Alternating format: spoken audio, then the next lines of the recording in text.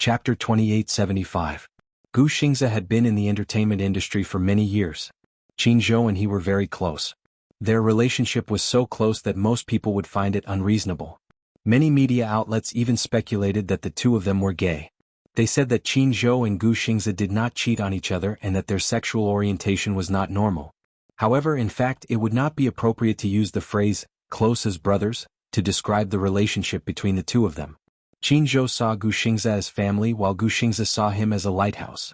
If it were not for Qin Zhou's support in his 11 years in the entertainment industry, it would have been difficult for him to reach such a glorious position. However, he was more grateful to Qin Zhou because this man understood him and understood him. He was also the only person who could walk into his heart. Qin Zhou obviously could not accept this reality. He held Gu Xingze's face and pressed his forehead against it. However, he could only feel the coldness from deep within his skin. There was no warmth. He was no longer around, leaving behind such an empty shell. No matter how he called out to him, he would never wake up again. Qin Zhou gripped the bedsheets tightly in pain. He obviously could not accept such bad news. Gu Jinglian stood at the side and watched this scene. His face also softened a little. The separation of life and death was enough to deeply affect anyone with a heart of stone. Jilin also arrived quickly. Many of Huanyu's executives followed closely behind. Jilin walked to the door and instructed them to wait at the door before he walked in. When he walked to the bedside and saw the scene, his entire face twitched. What's going on? Qin Zhou looked at him with reddened eyes. His lips could not help but tremble. Jilin saw him and frowned. However, he could not bear to reprimand him. He only said, "Pull yourself together. We still need you to follow up on the follow-up matters. He is my most important friend. Over 10 years of friendship is more important than family." Qin Zhou choked. How can I not be sad that he's gone? How can I not be sad? You told me to pull myself together, but how can I pull myself together? Sigh. Jilin sighed helplessly. Qin Zhou, there are media outside the door. I've already sent people to seal off the hospital, but I'm afraid it'll be difficult to stop those media. Last time, paparazzi sneaked into Lu Jingtian's morgue to take photos of her body and published them online. I don't want such a thing to happen to Xingze. Qin Zhou clenched his fists tightly. The news of Xingze's death should be announced to the public. This matter has already spread like wildfire among so many people in the hospital. We won't be able to keep it a secret for long. ****. Qin Zhou cursed angrily, which bastard spread the news? Xingze is very popular and has a very high national profile. He can cause a commotion on the streets. There are definitely many people who would recognize him, especially those nurses. On my way here, I saw many nurses crowding around the door, looking around with red eyes. I'm afraid they want to come in to pay their respects. Qin Zhou immediately declared, no outsiders are allowed to enter this place. So, I'll need you to settle the rest of the matters. At least don't let's done. Okay, I understand. Qin Zhou pulled himself together and straightened his body. However, when he looked at Gu Xingze again, the corners of his eyebrows twitched again. He could not bear to see it, but he could not bear to look. He could not bear to. He really could not. Chapter 2876. He wanted to take a few more good glances, but the more he looked, the sadder he felt. He really couldn't accept such a cruel fact. Was Xingze really dead? Soon, like those who had died, he would turn into a small pile of ashes in the funeral parlor and be buried in a dark grave, never to see the light of day. Qin Zhou suddenly felt very sad and he couldn't stop his tears. He wasn't a weak person, but now that he deeply understood that Gu Xingze would never come back, he felt the heart-wrenching pain of losing a close friend. Qin Zhou tried to restrain himself again and again before he forced himself to stand up. He gently reached out to close the superstar's eyes, which had not been tightly shut. Didn't you always say that you wanted to have a good sleep? Qin Zhou looked at him and frowned, but he forced a smile. Now you can have a good rest. Leave the rest to me. He turned around and slowly walked away. When he reached the door, a few of Huanyu's executives looked around inside. Qin Zhou stopped them. Don't look. As he spoke, he closed the door behind him. What happened to Xingze? We received news that Xingze had an accident. What happened? Qin Zhou glanced at them with a blank gaze and said casually, Xingze is asleep. Don't wake him up. The executives looked at each other, obviously not knowing what was going on. However, most of them were smart. When they heard Qin Zhou's words, they roughly confirmed their guesses. Gu Xingze was gone. He was in a deep sleep forever. He had been in the entertainment industry for 10 years and had always been the most dazzling star. Now he was really like a shooting star falling into the galaxy. Xingze is asleep. Don't wake him up. He used to complain to Qin Zhou that he couldn't sleep well at night. Qin Zhou knew that his mental state was very poor and was very worried. He knew very well that Gu Xingze had been in the entertainment industry for more than 11 years. For many years he was always flying around the world to rush to work, so his sleep condition was very bad. Furthermore, it was accompanied by severe neurasthenia and depression. All along, it had been accompanied by medication. He had announced his retirement from the entertainment industry because of Yun Shishir. More importantly, his personal doctor had repeatedly advised him to go to America for treatment of his depression. Gu Xingze also gave up. However, the announcement of his withdrawal from the entertainment industry was too sudden and caught Qin Zhou off guard. Why did he fall in love with Yun Shishir? It was probably because Yun Shishir was the only ray of light that could expel the darkness in his heart. However, there were some things that could not be forced. He really couldn't force it. However, he had thought of countless possibilities regarding his future. Perhaps he would be cured of his depression in the United States. Perhaps, in a foreign country, he had met a suitable girl and was in love with her. Perhaps in 2 years he would marry the woman he loved, have children, and live a peaceful life. However, no matter how much he thought about his future, he would never have thought that he would be met with such grievous news. How could he accept this?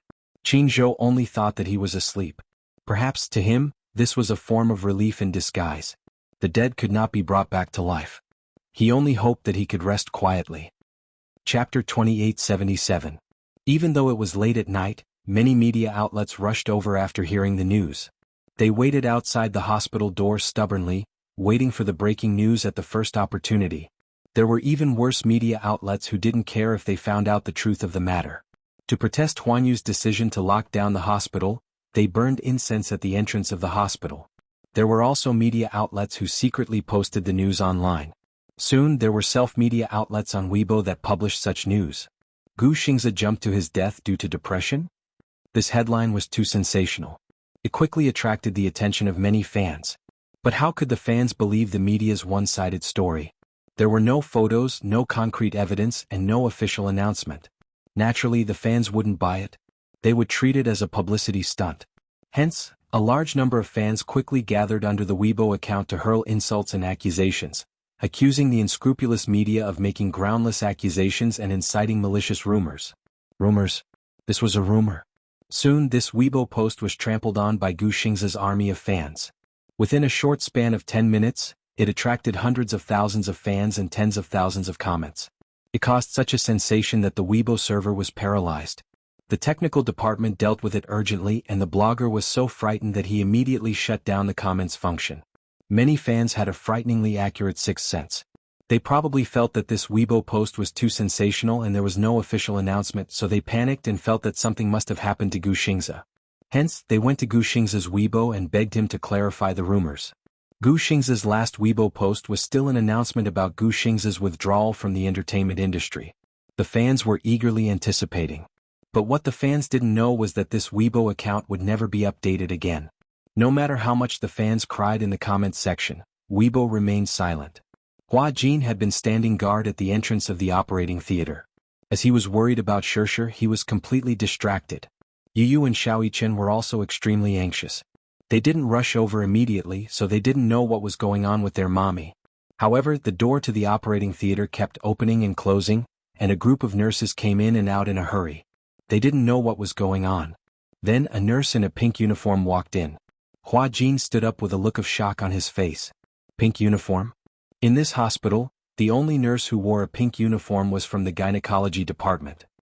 He watched helplessly as a few gynecological nurses rushed in, and the door of the emergency room slammed shut again. Xiaoyichen was on the verge of tears. What should we do? Would mommy be in any danger?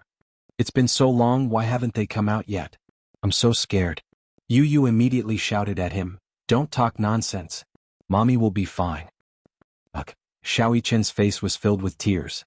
He felt extremely wronged. Qin Zhou, who had just walked out, heard Xiaoyichen's voice and walked over curiously. When he saw that they were there as well, he was even more confused. "Why are you guys, Qin Zhou?" Hua Jin jumped to his feet. Qin Zhou was Shishir's manager. Seeing him, his anxious heart finally calmed down temporarily. "Hua Jin, you, Shirshir is in the middle of an emergency surgery. Chapter 2878. When Qinzhou heard Hua Jin mention Gu Xingze, his expression darkened and he frowned. Xingze is gone. Hua Jin was stunned for a few seconds. He quickly understood what he meant by gone. How could that be? He was in disbelief. When Yu heard this, she hurried over and asked, Uncle, what did you say? Uncle Xingze is gone? Wow.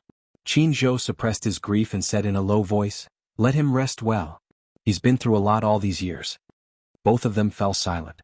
Yu also looked regretful. Qinzhou recalled what Hua Jin had said earlier and was suddenly jolted awake. What did you say? Shirshir is in the operating theater? What's wrong with her? She was sent in with Xingze? I don't know the details. I didn't come early, but I heard that her face was covered in blood. I don't know where she was hurt. When Qinzhou heard this, his expression turned serious. Why didn't you call me to inform me? I thought you knew. Hua Jin was a little annoyed. I saw you entering the hospital just now and hurrying off in another direction with a group of people. I thought you knew about Shirshir's matter, but I didn't expect Xingze. How long has Shirshir been in the operating theater? About 2 hours. Then, did you inform Chairman Mu? Hua Jin immediately said, He was the one who informed me first. After that, he said that he had something urgent to attend to and left first. He asked me to stay here and take care of her. Why isn't Daddy back yet? Xiao Yichen mumbled in confusion. Yu immediately said, He probably had something important to attend to and didn't have time to explain it to us. Qinzhou suddenly felt troubled. In just one night, both of them had met with mishaps. He still didn't know how to handle Gu Xingze's matter or how to announce this bad news to the public. If the fans knew about this, they would definitely be devastated. However, he couldn't hide it for long. Many people in the hospital had seen Gu Xingze's remains and knew that Gu Xingze was dead. Even if Huanyu did not make any official announcement, the news would spread like wildfire. At that time, it would inevitably be a little tricky. Qinzhou had to consider this carefully. But now that something had happened to Yun Shirshir, he felt even more depressed. Hua Jin was so anxious that his forehead was covered in cold sweat. Qinzhou immediately comforted him. Don't worry, since you stay here to guard her. If you lose your sense of propriety, who will take care of Shirshir? How can I not be worried? It's been so long and he still hasn't come out. Hua Jin was about to cry. Qinzhou was about to say something. However, the door to the emergency room was suddenly pushed open. The nurses pushed the door open and walked out with a tray in their hands. On the tray was a gauze stained with blood. Hua Jin was frightened when he saw this. He immediately went up to the nurses and asked, Nurse, what's going on inside? The nurse looked him up and down and asked, Are you her family member? Yes. Hua Jin nodded solemnly.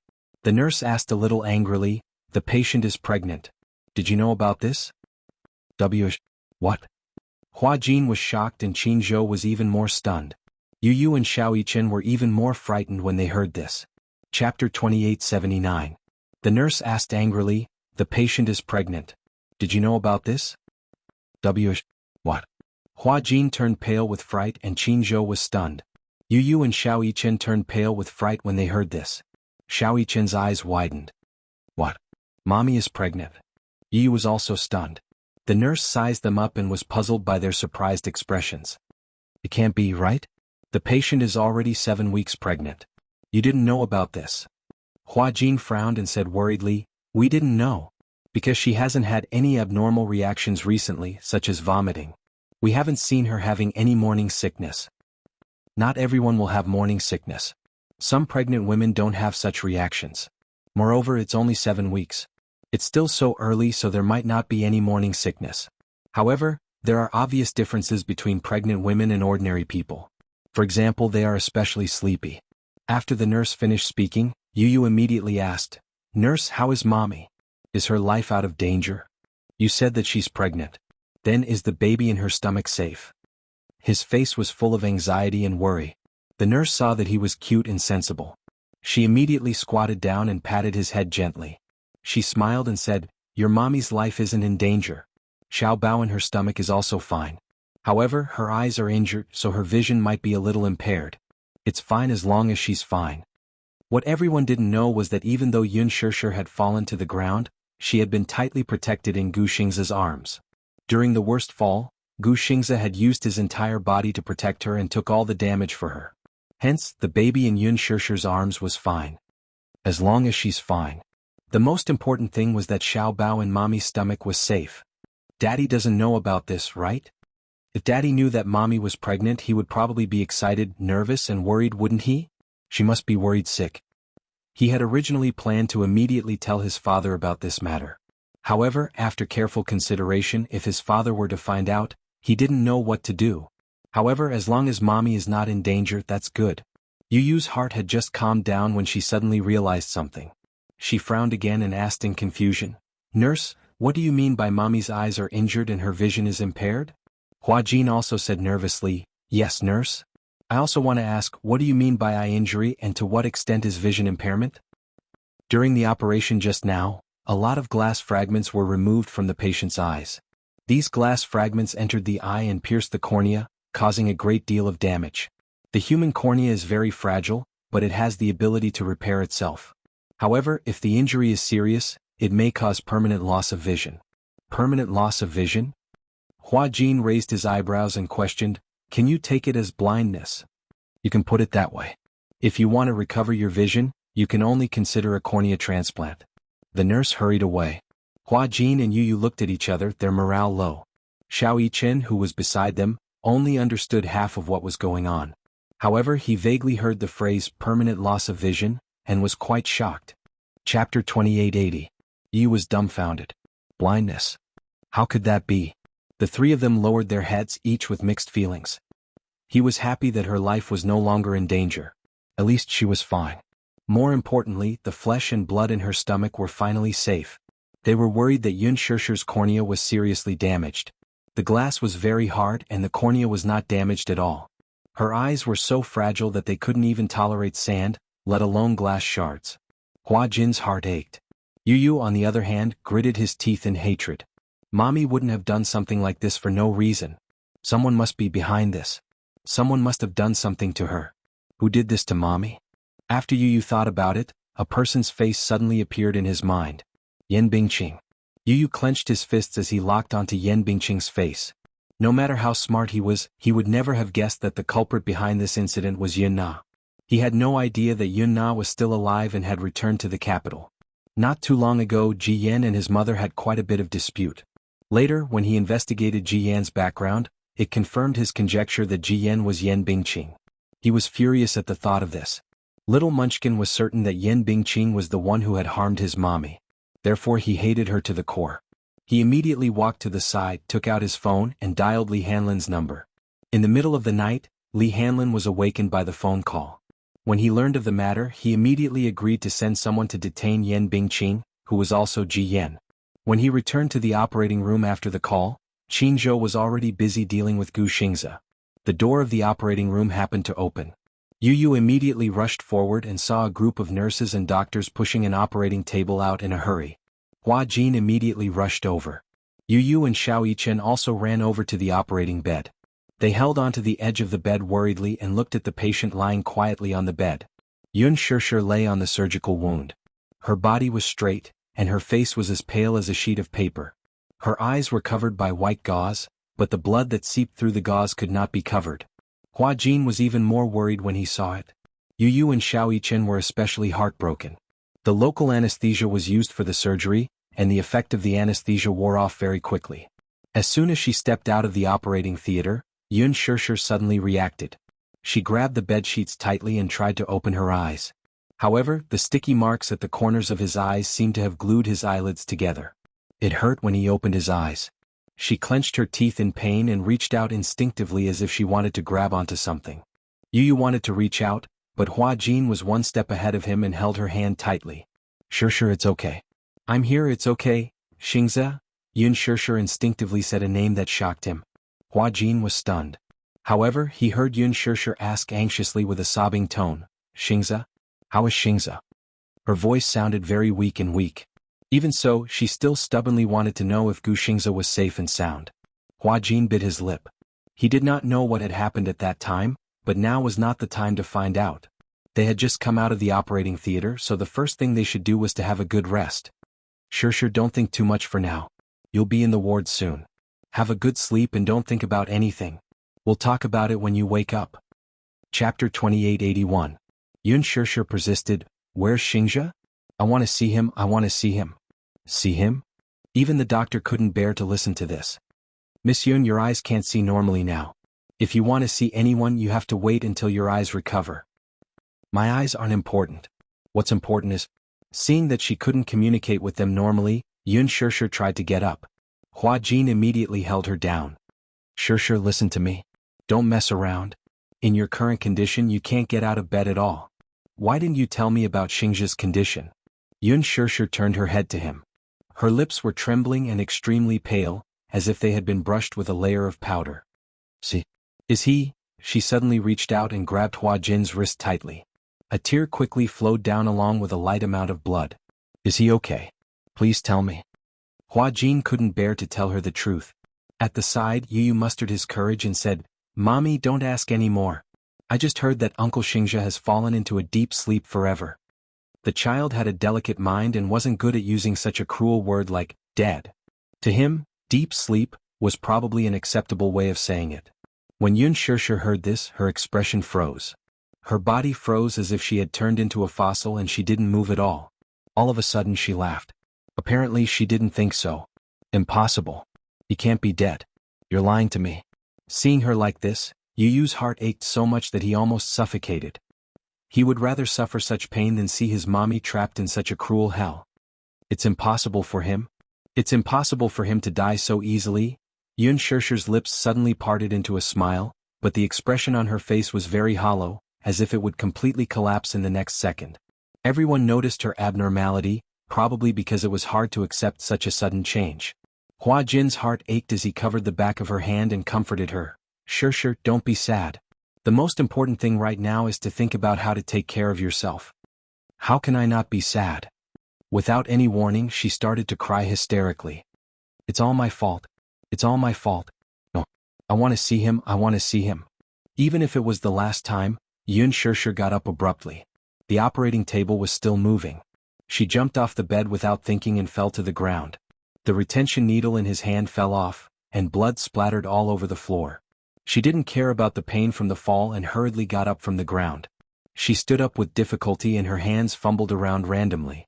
When Hua Jin saw this, he immediately rushed forward and hugged her shoulders. Shishir, calm down. Can you calm down a little bit? Don't be like this, don't punish yourself like this. Yu and Xiao Yichen also rushed over and each held one of her arms. Mommy, don't scare Yu. Don't force yourself, okay? If Uncle Xingzhe was still alive, he wouldn't want to see you like this. I'm guessing that Uncle Xingzhe must be trying to protect Mommy. Uncle Xingzhe must be relieved that Mommy is safe and sound. So Mommy, don't let Uncle Xingzhe down. Chapter 2882. If it weren't for me, he wouldn't have died. It's all my fault. Yun Shishir was utterly defeated and burst into tears. Yu's heart ached when he heard that. Uncle Xingzhe was dead. He was even more worried that Mommy would live in guilt forever. In this world, the heaviest and most unbearable thing was guilt. He was grateful for Gu Xingzhe's sacrifice, and his heart ached for Uncle Xingzhe's devotion to Mommy. However, his heart ached even more for Mommy, who would forever live in self-blame. Yun Shishir pursed her lips and her tears fell uncontrollably. She choked and said, At least let me see him one last time. At least let me see him again. It's okay if I can't see him. Hua Jin took a deep breath and said, Okay, I'll think of a way. 20 minutes later. Hua Jin helped Yun Shishir to the door of the morgue. Based on Qin Zhou's verbal instructions, the two of them were let in as usual. Yu and Xiao Yichen were left outside. Yun Shishir couldn't see anything. Hua Jin helped her to a place and stopped in his tracks. She knew that the place beside her was probably where Gu Xingzhe was parked. Yun Shishir sucked in a breath of cold air. Only then did she reach her hand and slowly. Her fingertips came into contact with a frightening coldness. It was so cold. It was unbelievable. Why would a person's skin become so cold after losing their body temperature after death? Touching such cold skin, Yun Shishir found it even harder to suppress the pain in her heart. Tears were about to fall again. Xingzhe? Thousands of words escaped from her throat, but it was filled with guilt. I'm sorry? She collapsed to the ground weakly and knelt by the bed. She fumbled around and grabbed his curled hand. His slender fingers were extremely cold, without any warmth. She grabbed his hand but she couldn't get anything in return. Her heart was filled with anticipation. In the next second he quietly held her hand. Then he sat up from the bed and smiled mischievously. He scratched her nose and told her, "I'm just teasing you, little fool." She would never be angry. However, all these seemed to be wishful thinking. She knew that he would never wake up again. But she still had a lot to say to him. Thousands of words were stuck in his throat. He couldn't say them and it was hard for him to swallow them. "Xingze," Yun Shishir sobbed. "Wake up, just give me a few seconds. I just want to tell you that I will never forget you." "Will you forget me? In your heart, will you retain even a second of my memory?" Of course. Yun Shishir was extremely regretful. She shouldn't have said that and let him misunderstand. However, she thought that if she said that, he would close his eyes unwillingly. Unexpectedly, he believed her and left with regrets. She couldn't bear to. She wanted to tell him, "I won't forget you. Xingze, can you hear me? Can you hear me?" Yun Shishir said humbly, "I'm willing to use 10 years of my life in exchange for a glance from you. Open your eyes and look at me, okay?" When Hua Jin saw this, he couldn't bear it. He thought that the name Gu Xingze would probably be engraved in her heart forever. He reached out to hug her, but he heard her cry even more heart-wrenchingly. "Xingze. Xingze." When he heard her cry, his heart felt like it was being stabbed. Chapter 2883. Don't be sad, okay? My heart aches when I see you like this. Yun Shishir could not stop crying and sobbing. She did not seem to be the type of person who would cry to the heavens and the earth. She clung to the edge of the bed and gripped the bedsheets tightly, crumpling them into a ball. She gritted her teeth and tried to hold back her tears, but she could not control them at all. It was as if the world had completely collapsed. One look and one could tell how desperate she was at this moment. She kept feeling that everything in front of her was a dream. She cried enough and woke up from her dream. When she woke up, Gu Xingze was still alive. However, every time she closed her eyes, the scene in the parking lot would replay itself. Every time she thought about how Gu Xingze was in her arms and how he struggled to open his eyes and say those words with great difficulty, his weak but smiling expression seemed to say, Sure, please don't be sad. I don't regret it." However, she regretted it. She was sad. She would break down. She did not believe that Gu Xingze had died just like that. He had really died just like that. She also did not believe in the nonsense that people would go to heaven after they died. When people died, they really did not exist anymore. However, there were so many beautiful things in this world that he had never experienced. His life should not have come to an abrupt end just like that. When he flew to America, it might have been the beginning of a new life. He might have welcomed a new life with a girl who loved him and he loved her too. The two of them met, got to know each other, fell in love and finally held hands for the rest of their lives. In her heart, Gu Xingze had always left a beautiful image of her. He deserved to be happy, he deserved to be happy. But now, it was just as Gu Xingze had said. He came to this world coldly and lived coldly. In the end, he fell asleep coldly and was alone for the rest of his life. Yun Shishir was crying like a madwoman. She was crying in despair. Even though she didn't cry herself hoarse, she was on the verge of collapse. Hua Jin finally couldn't take it anymore. His eyes reddened as he knelt down beside her and hugged her shoulders. He hugged her tightly and said painfully, "Sister, if I can bear it for you, I'm willing to bear it for you. But don't force yourself like this, okay?" Hot tears fell on her shoulders. Hua Jin also began to cry sadly. The dead cannot be brought back to life. No one would have expected such a thing to happen. I know that Senior Xingze likes you and cherishes you in his heart. Even if he were to do it all over again, I think he would still make the same choice. However, he definitely doesn't want you to punish yourself like this. It's not your fault. Why don't you let yourself go, let yourself go? She cried and shook her head, unable to say a single word. She cried and so did he. She cried because she was sad that Gu Xingze had left. He cried because he suddenly realized that Gu Xingze would definitely become a thorn in her heart. This thorn would probably never be removed, and with every breath, the pain would be deep in her heart. However, he definitely couldn't allow her to continue crying like this. Not to mention her eyes, he couldn't let her tears fall. It was because he was worried about the unborn fetus in her stomach that he couldn't let her cry like this. Hua Jin hardened his heart and immediately used his hand as a knife. Yun Shishir only felt a pain at the back of her neck. Her vision suddenly turned black and she fainted. Chapter 2884. Hua Jin's heart ached as he gently caressed her face and rested his hand on her forehead. His heart ached terribly. When she was sad, he was sad too. The more she cried, the more he wished he could die for Gu Xingze. She wouldn't be that sad, would she? Just as he was letting his imagination run wild, there was a loud bang behind him. Muyaja broke through the door. Sure. He rushed through the door and saw the person in Hua Jin's arms. He was stunned and rushed over to take her from Hua Jin's arms. Sure. Mu Yaja gently caressed her face. It was terrifyingly cold and there was no sign of life. He couldn't help but frown. He looked up and asked, "What's wrong with her?" "Brother-in-law, don't worry. She's just fainted temporarily." Hua Jin immediately explained. "She insisted that she wanted to see Senior Xingze one last time, so I brought her here. But perhaps she couldn't accept reality, so she kept crying. I was worried that it would affect her body, so I knocked her out with a karate chop. She'll wake up after resting for a while." Upon hearing this, Mu Yaja glanced at the person lying quietly on the bed. Gu Xingze's eyes were closed quietly. The clothes on his body had been removed, and a white bedsheet covered up to his shoulders. His appearance had been tidied up. At first glance, it looked as if he had only slept for a short while. It was extremely quiet. Usually, people who died from serious injuries would die in an extremely hideous manner because of the immense pain. However, Xingze's expression was very calm. No one knew what kind of dream he was having.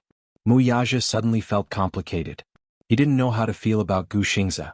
In the past he probably only felt disgust towards him. But after this incident he couldn't bring himself to hate this love rival of his. He had always thought that Gu Xingze's feelings for Yun Shirshir were just a spur of the moment, or that he was restless because he couldn't get her. Men's desire to conquer women and their careers were the most obvious. The more he couldn't get someone, the more intense his desire to conquer them would be. Mu Yaja thought that Gu Xingze's feelings for Yun Shirshir were purely driven by his desire to conquer her. But she didn't expect this man's love to be so deep. He was actually willing to sacrifice himself. However, he couldn't care less right now. Mu Yaja carefully carried Yun Shirshir in his arms and left in a hurry. Hua Jin followed closely behind. Yu Yu and Xiao Yichen followed closely behind. When they arrived at the intensive care unit, Mu Yaja gently placed her on the bed and covered her with a blanket. Hua Jin also heaved a sigh of relief. "How is she?" Mu Yaja immediately asked. Hua Jin immediately repeated what the doctor had said. Finally he observed Mu Yaja's expression and said slowly, "Shirshir is pregnant. Do you know?" "She was pregnant." Mu Yaja suddenly turned his head and looked at him with a pair of sharp eyes. He seemed to be suspicious. "What did you say?" Hua Jin patiently repeated, "She was found to be pregnant. The doctor said that she's about 7 weeks pregnant." Mu Yaja's entire body stiffened. He turned his head and looked at Yun Shirshir. His eyes were filled with emotions and his expression was complicated. Pregnant? She was pregnant? This news made him both surprised and happy. However, he was still worried. Chapter 2885. He was worried that her emotions would be too unstable and she would not be able to make it through the first 3 months. The first 3 months were the most dangerous time for a pregnant woman. If she did not take care of the fetus well, the fetus would stop developing and might not even have a heartbeat during the first 3 months. Based on her emotions, if she continued to drip, the fetus would die prematurely. When that happened, it would be a huge blow to her. She was afraid that she would be sent straight to hell. Hua Jin seemed to have guessed what he was worried about and hurriedly comforted him. But, fortunately, the fetus is fine. If she recuperates well, her condition should be stable in a few weeks. Mu Yaja leaned on the bed and held her hand with heartache. He stabilized the back of her hand and gently pecked her fingertips. "She will get better," he said softly. It was not clear if he was comforting Hua Jin or Yun Shirshir. In the ward. When Yun Shirshir woke up, her eyes were covered with heavy gauze. She could hear the doctor and Mu Yaja talking in a heavy tone. Mu Yaja sat by the bed expressionlessly and listened quietly. It was so quiet that there was almost no sound. Hua Jin stood beside him and listened attentively. His face was filled with nervousness and worry as he looked at the doctor anxiously. On the other hand, Yu Yu and Xiao Yichen looked grave. Hua Jin looked haggard as he did not have a good night's rest. Mu Yaja looked the same. The doctor buried his head in writing a report, but his face was not as cold as a doctor. He carefully sized up Yun Shirshir, who was lying on the bed, and looked at Mu Yaja with trepidation. He said with some regret, "Mr. Mu Yaja, your wife's cornea was damaged by a sharp object. As a result, her eyesight is damaged and there is a high possibility that she will lose her sight." Hua Jin did not look too good after hearing that. His face was ashen, but he still had a glimmer of hope and asked tentatively, "Doctor, what do you mean? What blindness?" The doctor raised his head. Behind the thick lenses, there was a helpless look in his eyes. His tone was calm. "It means that her vision value is only 0.03. Her eyes have almost lost all vision and cognition. She can only slightly perceive light. Hua Jin blacked out. Yu, who was standing at the side, staggered and almost lost his balance. Yun Shishir had already woken up. When she heard this conclusion, she could not help but clench her fists. Her throat tightened. At that moment, his heart almost fell into the abyss of despair. She couldn't see, but she could clearly feel Muyaja holding her hand tightly, his fingertips trembling slightly. She also heard Hua Jin's heartbroken question. Then Shishir's. Shishir's eyes can't be treated? Can't be cured? Not necessarily. If cornea transplantation can be considered, the sooner the better. After all, it is difficult to find donors in the medical institutions in China. Even if a suitable donor is matched, the surgery may not be successful. So, you have to be mentally prepared. However, considering that she is pregnant, the surgery can't be rushed. After all, as a pregnant woman, there is still a lot of risk in the surgery. On the bed, Yun Shishir's body suddenly froze. What? Pregnant? Pregnant woman. These words were so unfamiliar. What did they mean? She was full of doubts and forced herself to listen to the doctor more carefully. Chapter 2886. On the bed, Yun Shishir's body suddenly froze. What? Pregnant? Pregnant woman. These words were so unfamiliar. What did they mean? She was full of doubts and forced herself to listen to the doctor more carefully. Earlier, the doctor had said those words intermittently, so she didn't really listen. She only vaguely heard a few words. Cornea transplant, pregnant woman. There was a huge risk in the surgery. However, this series of words was enough to shock her and make it difficult for her to digest. Was she pregnant? Yun Shishir was so nervous that her whole body tensed up. Muyaja sensed the hidden meaning in the doctor's words and couldn't help but frown. What do you mean? The doctor deliberated for a moment and observed his expression. Suddenly he said slowly, my suggestion is that you can keep the child, but it might affect the cornea transplant surgery. After all, cornea donors are hard to come by. If you miss the opportunity, you might have to wait for a long time. In this way, if the surgery is delayed, you will inevitably feel regretful. Or you can keep the eye, abort the child as soon as possible, and perform the cornea transplant surgery as soon as possible. This is a safer plan. The doctor's cold words were still in their ears. However, those cold words undoubtedly pressed on their hearts, making the entire ward feel like it was covered in a layer of frost. Muyaja looked up and glanced at him. His tone was a little dangerous. Abort the child? Yes. The doctor said seriously, with her physical condition, the chances of her having children in the future are still very high. If the child is gone, she can have another one. However, if the cornea donor is missed, it's not something that can be obtained just because she wants it. Muyaja suddenly stood up and rushed to the doctor. He grabbed him by the collar and pressed him against the wall. The doctor only felt the back of his head hit the cold wall. His brain shook. When he opened his eyes again, he met Muyaja's cold and deep eyes. He couldn't help but be shocked. The cold gaze made him shudder. The doctor suddenly felt his hair stand on end. He was so scared that his voice trembled violently. Mr. Mu, let's talk nicely. Let's talk nicely. Muyaja coldly curled his lips and asked fiercely, whose child do you want to abort? Speak. Muyaja's blood had clearly rushed to his head. The cold aura on his body had completely spread throughout the ward, extending to every corner. The middle-aged man, who was almost in his 40s, was almost suffocated by Muyaja's dangerous gaze. Chairman Mu, please don't misunderstand.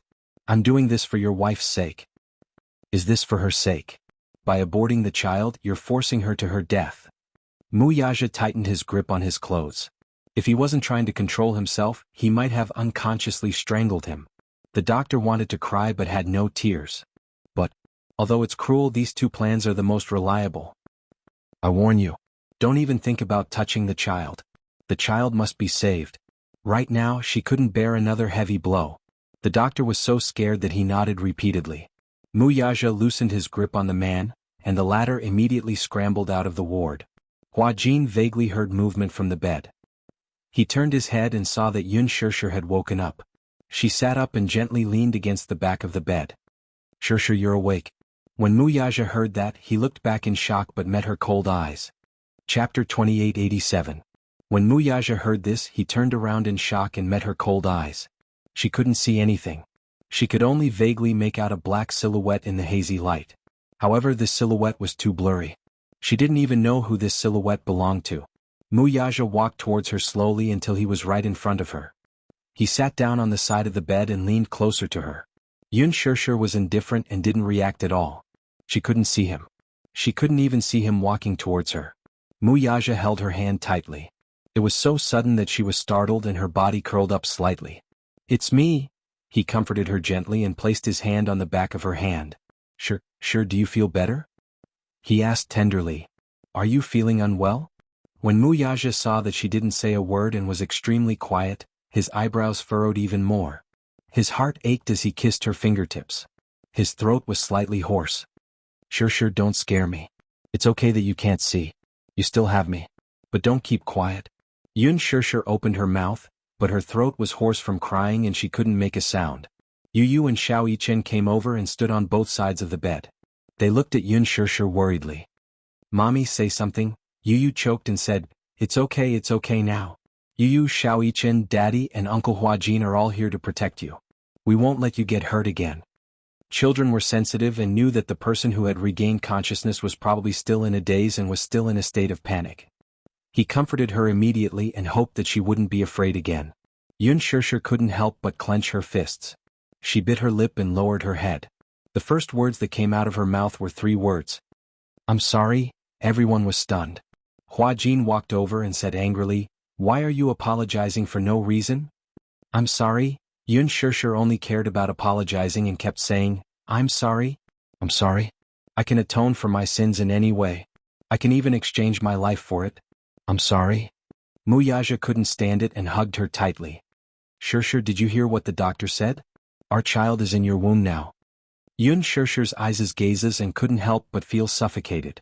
Child? It turned out that what she had heard earlier was she really pregnant? Maybe it's a little princess or maybe it's a mischievous little fellow. No matter if it's a boy or a girl, I like them all. I love them all. Hearing this news, I was pleasantly surprised. As he spoke, he hugged her shoulders and gently kissed her trembling lips. "That's why you have to take good care of your body, okay? I'm sorry, don't say sorry again." Muyaja's tone was full of pleading. "You didn't do anything wrong. No one blames you. Don't say sorry. I don't want to hear it." Huajin also said, Shirshir, did you hear that? You have a Xiaobao baby. The baby is in your womb now. Chapter 2888. Yu added, but it's still very young so we can't tell if it's a boy or a girl. It'll be great if it's a little princess. Daddy has always wanted a little princess. Xiao Yichen said. Daddy said that he'll love both boys and girls. Yu immediately added. His clear eyes looked at Yun Shirshir's tummy with curiosity and love. Then he said gently, I'll love Xiaobao a lot too. Mommy, I swear that I'll be a gentle brother and take good care of little sister. Xiao Yichen teased, how do you know that it's a little sister? It's probably telepathy. Yu grinned and said, I'm guessing that the baby in mommy's tummy is a little sister. Who asked daddy to always want a little princess? Don't you like little sister too? Xiao Yichen blushed strangely. Then he murmured, yeah, I want a little sister. Although Yun Shirshir could not see, she could still imagine the two children's expectant gazes when she heard that. Muyaja gently placed his hand on the back of her hand and called out to her gently, Shirshir, you still have me Yu and Xiao Yichen. You also have a 7-week-old baby in your tummy. She's very lucky and strong. The doctor said that it's a miracle that she was able to survive under such terrible circumstances. Yun Shirshir's heart skipped a beat. She's very lucky, she's very strong. Yun Shirshir's lips suddenly trembled. Her voice trembled as she said, at that time the car almost hit me and ran me over. She couldn't help but recall that scene.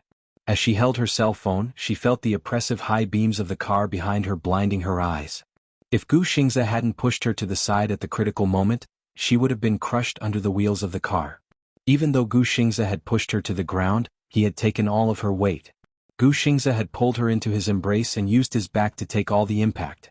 Hence, the moment they landed on the ground, she clearly felt Gu Xingze's breath drop as he sucked in a painful breath.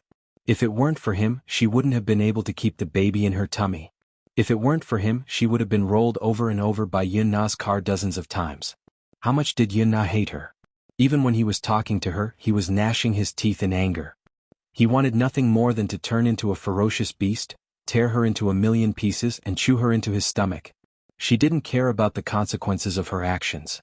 She didn't care about the law. What she wanted was a life for a life. Yun Na had always had the intention of perishing together with the enemy. Even if she died and was punished by the law, she wanted to drag them down to hell. Yun Yeqing was a good example. He was her biological father. She actually had the heart to splash him with sulfuric acid, and concentrated sulfuric acid at that.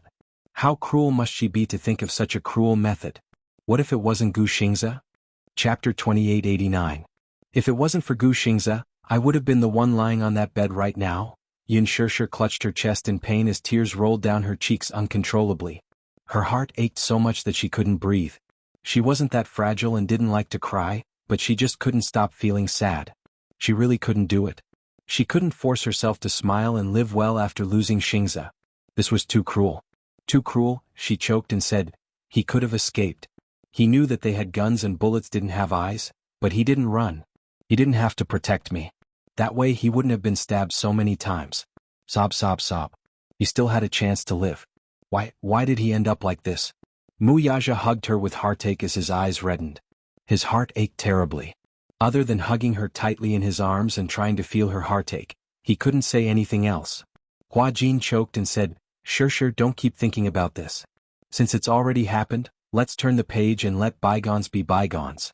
The dead are gone and the living are still alive. Xingzi is no longer around, so you have to cherish him even more. He must want you to be well and not torture yourself. But I can't figure it out, I can't understand. Yun Shishir couldn't stop crying. I can't understand and I don't want to understand. I just want him to come back. Don't cry. Muyaja lowered his head and kissed her injured eyes through a layer of gauze. Shishir, don't cry. Sleep well and don't let your imagination run wild. Don't let your imagination run wild.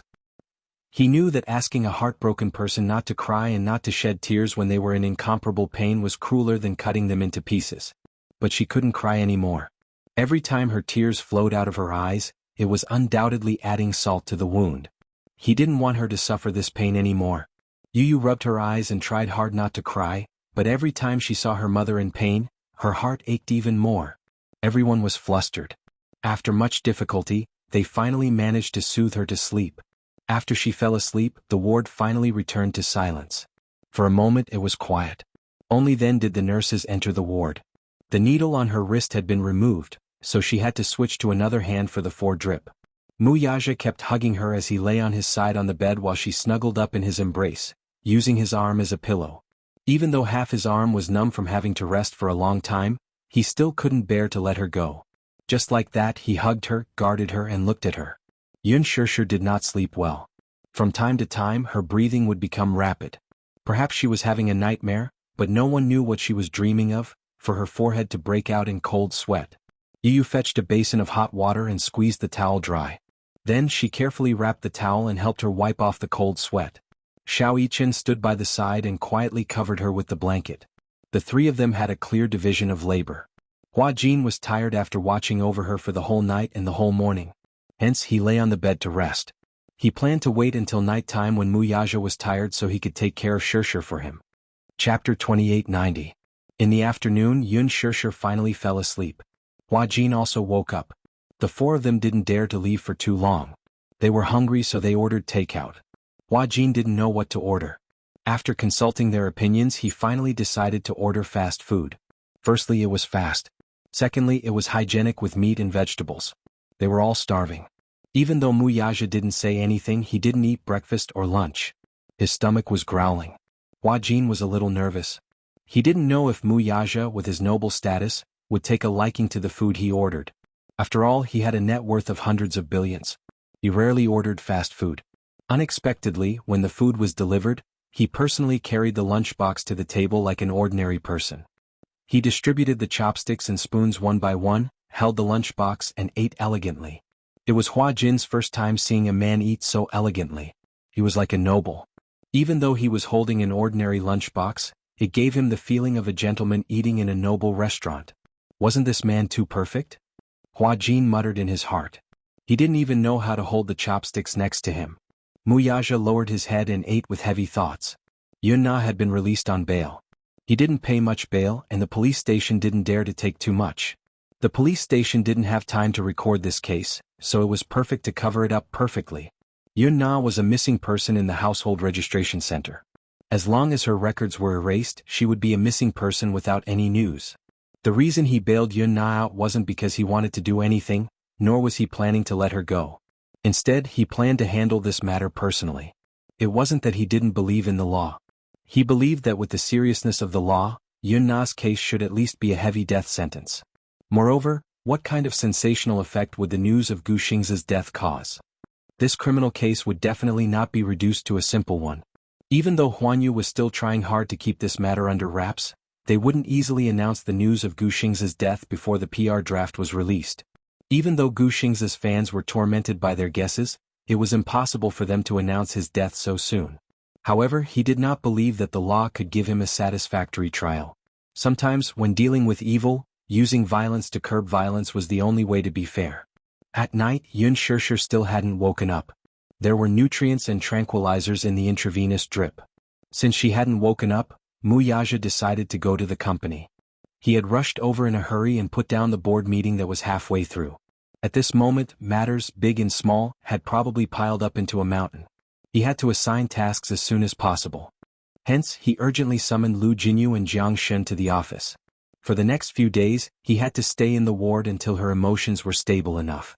The company's affairs would be put aside for the time being. Hua Jin would take care of Yun Shishir on his behalf.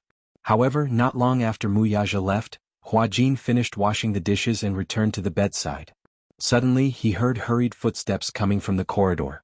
The heavy footsteps were fast and powerful. He thought that Mu Yaja had left something in the ward. He looked up at the door. The next second, the door was pushed open forcefully. A Gong Jie who was dressed in black, pushed the door open and walked in nervously.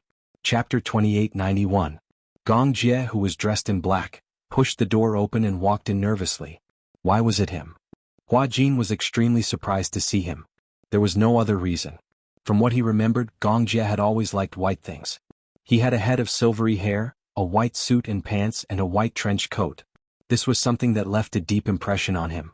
Most people who liked white had misophobia and were extremely picky about cleanliness. Gong Jie was a misophobe to the point of being perverted. However, today he was dressed in black. His trench coat was not like before where it was simply draped over his shoulders.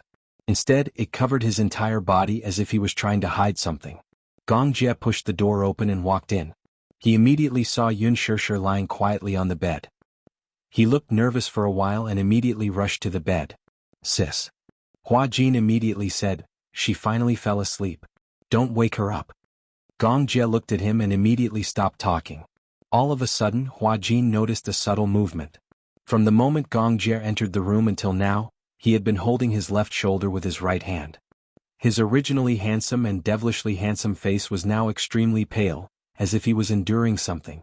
God knew that when Yun Shishir's phone was crushed by the car wheels and could no longer be reached, he did not care that he was still injured and was still recuperating. He immediately arranged for a flight and rushed over.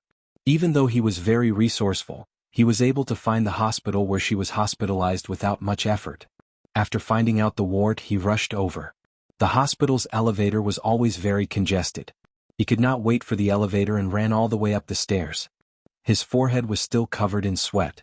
When he ran, his movements affected the position of his wound. The wound probably split open a little and some blood seeped out, sticking to his clothes. This was also the reason why he deliberately changed into black clothes. If he wore white clothes, once the wound split open, it would be immediately obvious. Gong Jie sat on the side of the bed and leaned over to look at her. As soon as he entered the ward, he saw that Yun Shishir's eyes were covered with 2 layers of gauze and there was a trace of blood seeping through. He couldn't help but be shocked. Gong Jie turned his head abruptly and questioned Hua Jin, "What happened to her eyes? Are you hurt?" Hua Jin immediately signaled him, "Don't be too loud." If it were any other time, if Hua Jin dared to order him like this, Gong Jie would definitely explode. He would even flip the bedside table. Alas, he had always been cautious when it came to Yun Shishir's matters, so he immediately lowered his voice obediently. "Is her eye injured?" Hua Jin's lips twitched.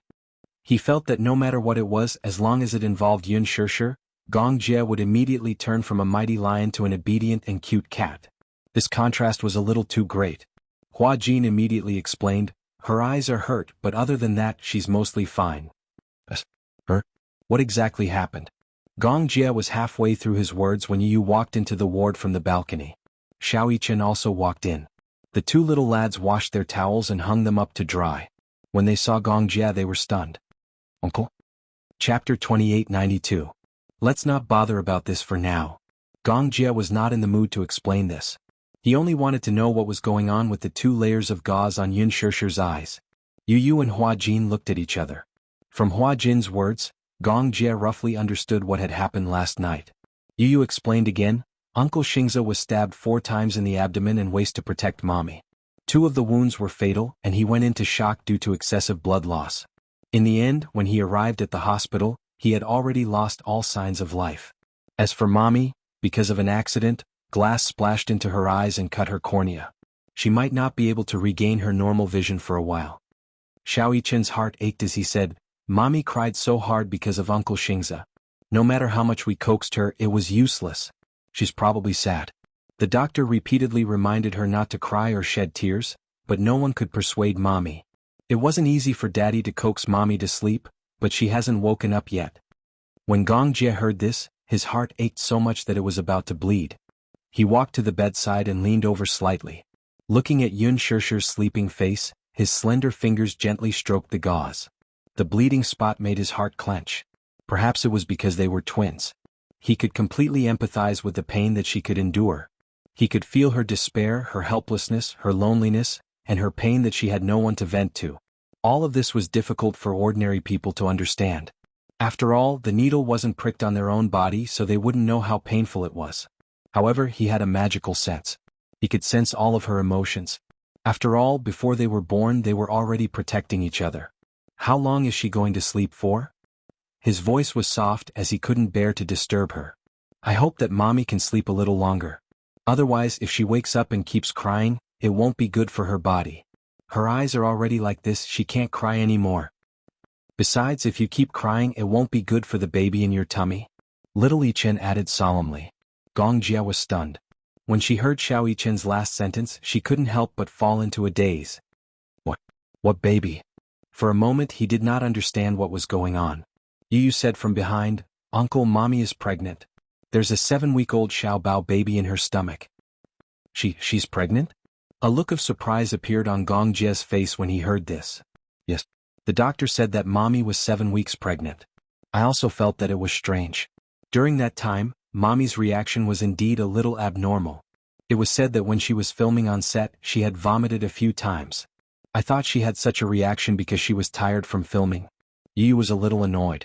He should have reacted in time, but he was careless.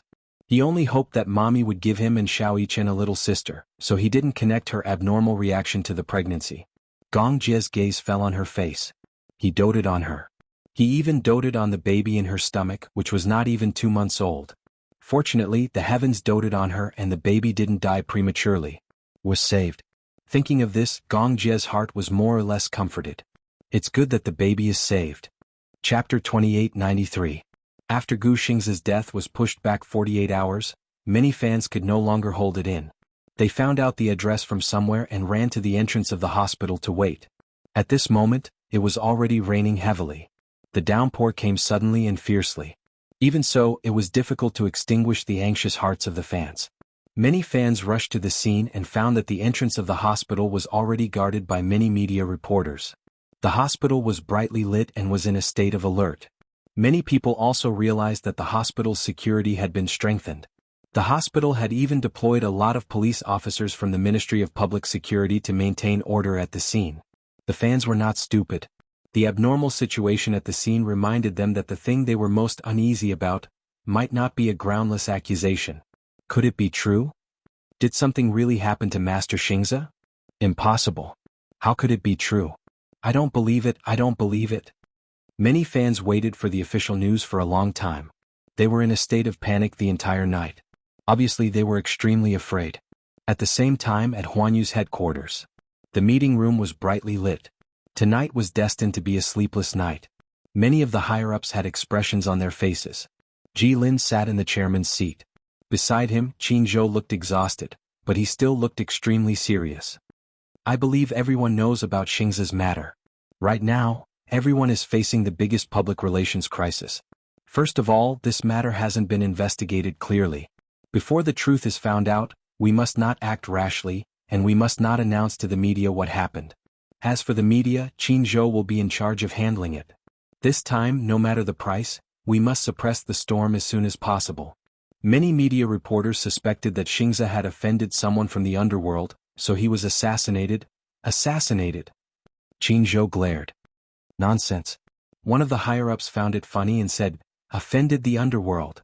These media outlets didn't even ask around about the Gu family's background. How did they deduce such a ridiculous statement? Qin Zhou said unhappily, there's no need to say anything else. Some ridiculous statements are not worth responding to at all. Many media outlets are clowns who make fun of the public. In order to attract the public's attention, they don't even care about the most basic professional ethics. Yes, I understand. After an entire night of intense meetings, the next day, 3 days after Gu Xingze's death, Huanyu finally released official news. This time, however, it wasn't released through Weibo. In order to show the solemnity, Huanyu directly published an obituary in the largest media and announced the news on their official website. The obituary was brief. The gist of it was that Gu Xingze had met with an accident on his way to meet his friends. He had passed away in the wee hours of the previous night. The obituary was carefully worded and mournful.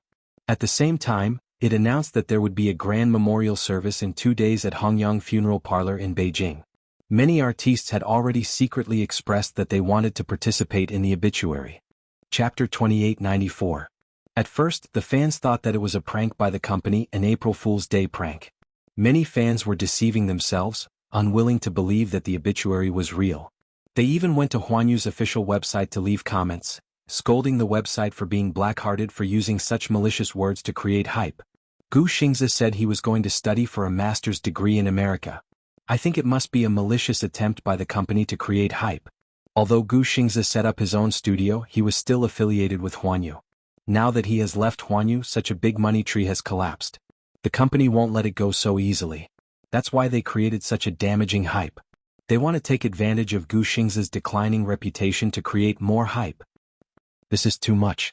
Just because Gu Xingze insisted on leaving the entertainment industry, they can't disregard their years of friendship and do this, right?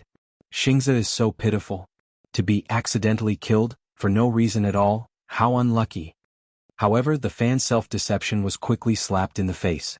When many media outlets reposted the obituary on their official Weibo accounts, many A-list celebrities immediately stepped forward to repost it and post their condolences. Especially the directors and big-name producers who had worked with Gu Xingze before. All the fans were scared out of their wits by this huge memorial. Just when they were still holding on to a faint glimmer of hope, Gu Xingze's former manager stepped forward and posted a memorial obituary on Weibo. Goodbye, Xingze. Once upon a time when I first met you, I was stunned. I only thought of you as a handsome young man who had walked out of a painting. Melancholy yet beautiful. You had a cold temperament that was hard to find in ordinary people, but your eyes revealed arrogance and loneliness. The first thing I wanted to do was to sign you. I think you're a rare talent. Some people were born to be the center of attention. Like you. In fact, time gave me the best answer. In the 10 years since your debut, as long as your name was mentioned, it was the best evidence. You were the idol of your generation, a fashion superstar, a genius in acting, and the youngest best actor of your generation. You were an irreplaceable legend. I was proud of you. I was proud of you. However, at this moment I suddenly regret my decision. Perhaps if we hadn't met back then and you hadn't stepped into the entertainment industry, you wouldn't have fallen so quickly like a shooting star. Xingze, do you know? Once upon a time, what was my expectation of you? I hope that you can win the most outstanding celebrity award, the world's best male artist award, the best actor award at every prestigious film festival, and the world's attention. I wish you were the king. I hope you become a legend that can never be surpassed. But, do you know what hope I have right now? Right now, I just want you to come back. It didn't matter that he was no longer the heavenly King Xingze of the past. It didn't matter if he didn't have the glory and halo. It's good that you're back. It would be even better if you could start your life all over again. Even if these are difficult to achieve, even if you live well, breathe the fresh air, look at the beautiful blue sky, and sleep well where no one will ever disturb you. How long has it been since you had a good rest? 1 month? 10 months? It was still 10 years. Chapter 2895. Many people think that being a superstar idol is extremely lucky. With a high income that ordinary people can only dream of, they enjoy an elegant life that ordinary people don't even dare to dream of. But your life has never been elegant. You're lonely. You can't sleep well, even if it's just a normal night's sleep. You can't eat a proper meal. My heart aches for you. My heart aches to the extreme. I still remember that night when the bad news came. I rushed to the hospital, but I could only see your sleeping face. I was heartbroken. How many decades do we have in life? The 10 years between us is not something that can be measured by mere numbers. This period of time is the most unforgettable period of my life. Yes, you left. You left this world without hesitation and fell into a quiet sleep. I cried and called your name, but you didn't give me an impatient look like before. The dead can't come back to life. The dead are gone and the living are still alive. I didn't sleep well the whole night. But now I'm relieved to think that you can finally sleep well. No one will disturb you again. But Xingze, why is fate so unfair to such a gentle person like you? Goodbye, Xingze. I only hope that if there's a next life, we'll be lucky enough to meet again. This emotional long Weibo post was written from the bottom of his heart. Many fans cried in despair when they saw it. They cried not only because they were reluctant and touched, but also because they knew that Gu Xingze's departure had become a reality. Xingze was gone. Xingze was really gone. Many fans thought that after Gu Xingze left America, his manager colluded with the company to tarnish his reputation. However, these conspiracy theories were quickly debunked under the evidence of other fans. My sister is a nurse at that hospital. She's also a veteran fan. She's a nurse in the emergency room. She said that 2 days ago, Xingze and Yun Shishir were sent to the hospital at the same time. Yun Shishir's eyes were injured, and Xingze was stabbed several times. 2 of the stabs were unknown, and 3 of the stabs hit his vitals. He stopped breathing on the way here. Apparently, the friend that Xingze met was Yun Shishir. He didn't expect to be attacked by criminals on the way. In order to protect Yun Shishir, Xingze was stabbed when he resisted. I heard about it too. I was still in the hospital at that time, and many paparazzi had already caught wind of the news and were waiting outside the hospital. At that time, all the security guards of the hospital were present, and many police officers were transferred from other police stations to prevent the paparazzi from sneaking into the hospital. Many rumors spread among the fans. Some of Gu Xingze's fans came from powerful backgrounds. Although they did not have access to everything, it was not difficult for them to find out which hospital Gu Xingze was in. Many fans believed it to be true. When Huanyu published the obituary, all the celebrities reposted it. However, Yun Shishir, who had a lot of interaction with Gu Xingze, was the only one whose Weibo was deserted. Many fans scolded her for not caring. They said that she deserved Gu Xingze's protection and flattery. When such a big thing happened, she did not express her thoughts at all. There were also many fans who stood on Yun Shishir's side. They argued that Yun Shishir was probably too sad to post anything on Weibo. A person's attitude could not be easily measured by a word or two on Weibo. Chapter 2896. However, there were also nurses from the hospital who came forward to expose, what? Yun Shishir can't post on Weibo because she's still recuperating in the hospital. To think that Xingze protected her so much and even lost his life for her. At this moment, she was found to be pregnant. Great, now that she's pregnant, she can rely on her son's status again. The family is overjoyed, but poor Xingze is lying alone in the cold morgue, and she doesn't even look at him. Once this Weibo post was posted, it quickly became the headline. In fact, not only had Yun Shishir woken up long ago, she had also visited Xingze twice. However, both times she had secretly gone when no one was around. She knew that the memorial service would be held in 2 days. At that time, Xingze would be cremated and buried. She felt as if her heart was being torn apart when she thought about how a person who was once alive was about to turn into a thin wisp of bone ash. She only wanted to spend the little time she had left with him. When Yu saw this Weibo post, he was so angry that his lungs were about to explode. However, he did not dare to tell Yun Shishir. At 6 in the evening, Yun Shishir sat on the bed and ate fruits with a numb expression. Mu Yaja was reviewing the company's financial report while eating bread. Gong Jia had also been guarding the ward for the past few days. When Yun Shishir woke up and saw him, she was a little surprised and shocked. She was so surprised that she did not mention Yun Yecheng's matter. When she was covering her forehead, she was not in the mood to care about his health. Her heart was in a mess. When she first woke up, she refused to eat anything. Gong Jia persuaded and begged her in every way possible before she finally drank some millet porridge. When Mu Yaja returned, the 2 men were in the ward. One was innocently begging her to drink Chinese medicine, while the other was trying his best to coax her. Only then did she obediently eat her food. It was not enough to rely on nutrient solutions alone. Only by eating on time could she ensure that her body was supplied with nutrients. After all, You are not alone now. Gong Jie reached out and patted her head, his eyes full of affection. For the sake of the little guy in your belly, you have to grit your teeth and eat it. Yun Shishir listened to him and obediently cooperated. After dinner, Yun Shishir gently wiped her lips with a wet towel and said calmly, I want to go to Gu Xing's memorial service. Upon hearing this, the man turned to look at her in surprise. What? Muyaja also looked up at her.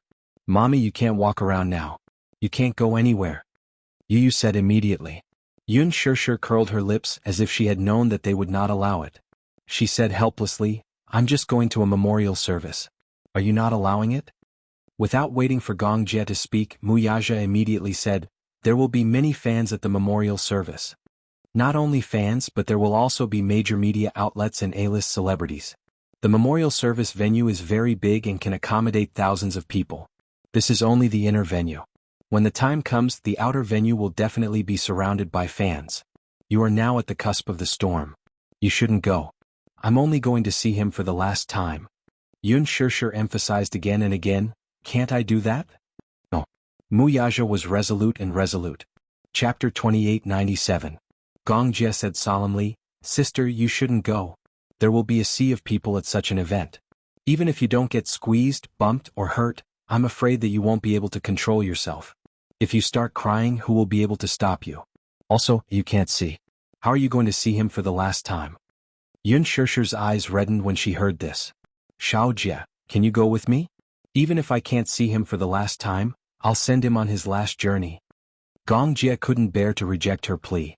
He looked at Muyaja and then at her. He sighed and said, even if I agree, brother-in-law might not agree to let you go. Moreover, your eyes aren't big enough to see anything.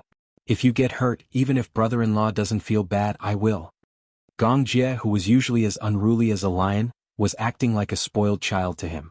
Muyaja glanced at him from the corner of his eyes before nodding in satisfaction. This was probably one of the rare things that he and his brother-in-law could agree on at the same time. Yun Shishir felt even more desolate when she heard this. Her lips trembled and she said in a trembling voice, Xiao Jie, if I don't see him for the last time, I won't be able to forgive myself. I only hope that I can be by his side in his last moments. Even if I don't say anything, I can just stand there silently from afar. Gong Jie looked at Muyaja awkwardly. Muyaja didn't insist. Seeing how persistent she was, he took a deep breath and smiled. If you insist on going, then I have a condition. Let me accompany you, okay? Okay.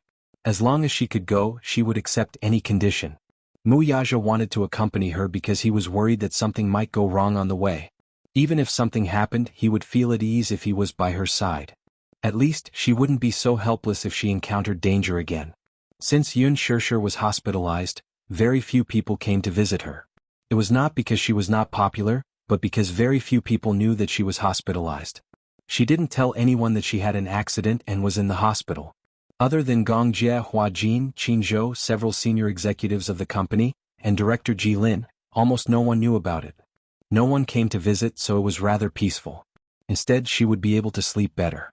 Muyaja agreed to accompany her to Gu Xing's memorial service, which made her feel extremely gratified. Before the memorial service was held, Qinzhou led some people to pack up Gu Xing's belongings.